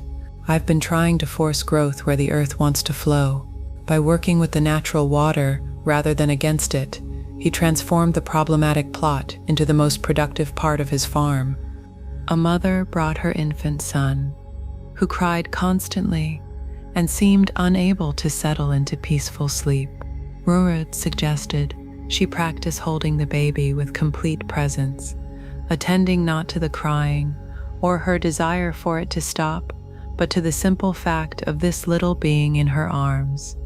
As her attention shifted from trying to fix the situation to simply being fully present with whatever was arising, the child began to calm.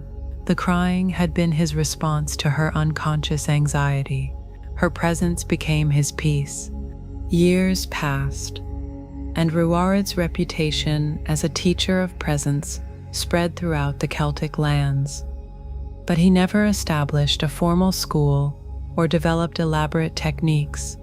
His teaching was simply the invitation to discover what happened when attention became completely absorbed in the miracle of immediate experience, when awareness stopped seeking something other than what was actually present and began to recognize the extraordinary nature of ordinary reality. An elderly woman came in her final days, seeking peace with approaching death. She had heard that Ruarid could help people glimpse what lay beyond the veil between worlds. He sat with her, beside her window, where afternoon light fell across a simple wooden table. "What do you see?" he asked. "Just light on wood," she replied, disappointed. "I hoped for visions of heaven, of loved ones who have passed, of what awaits me." "Look again," Ruarid suggested gently, "not for something else, but more deeply into what is already here." As the woman's attention settled completely into the present moment, her face began to transform. The light on the table revealed itself to be not just photons hitting a surface, but awareness itself illuminating experience. The wood showed its nature as earth transformed by slow growth into beauty. The very fact of perception disclosed itself as the most intimate possible meeting between consciousness and its own creativity. "I understand now," she breathed. "What I've been seeking was never separate from what I've always been. Death is not a journey to somewhere else, but the recognition that what I truly am was never born and can never die. The threshold is not between life and death, but between identification with form and recognition of what perceives all forms. She died peacefully 3 days later, her face radiant with the recognition that had come through complete presence to an ordinary moment, as Ruarid himself grew old, his hair white as the mist that still clung to the island's hills each morning. He understood that his life had been a single extended exploration of one simple truth. The sacred was not hidden behind the ordinary, but within it, accessible not through special practices or esoteric knowledge, but through the quality of attention that any being could bring to any moment of experience. He spent his final years sitting by the same loch and where his understanding had first opened, available to anyone who came seeking guidance about finding threshold places. His teaching remained consistent. The thin places exist wherever we bring complete presence. The veil between worlds is not a geographical feature but a quality of awareness. The most profound mystical experience available to any being is the simple recognition of what is already here, now, in this breath, this heartbeat, this moment of consciousness knowing itself through the miracle of immediate experience. And all is well, all has always been well, in the sacred thresholds that exist not in distant places, but in the quality of presence we bring to this breath, this moment, this perfect opportunity to recognize the extraordinary nature of ordinary awareness, where every instant is a doorway between worlds, every breath a bridge between the seen and unseen realms, every heartbeat a crossing point, where consciousness meets itself in the magnificent disguise of experience, where the mystical reveals itself not as something other than the ordinary, but as the true nature of the ordinary, when received with complete attention, where threshold walking becomes simply the art of being completely here, completely present, completely available to the sacred that is always offering itself in the simple fact of being aware, of breathing, of existing as this perfect opening through which the mystery knows itself, loves itself, celebrates itself in the endless dance of presence, meeting presence in the thin places that exist wherever we remember to stop seeking somewhere else and start recognizing the miracle of what is already here. All is well. And now, just drift. Let the music and the beats softly play to the end.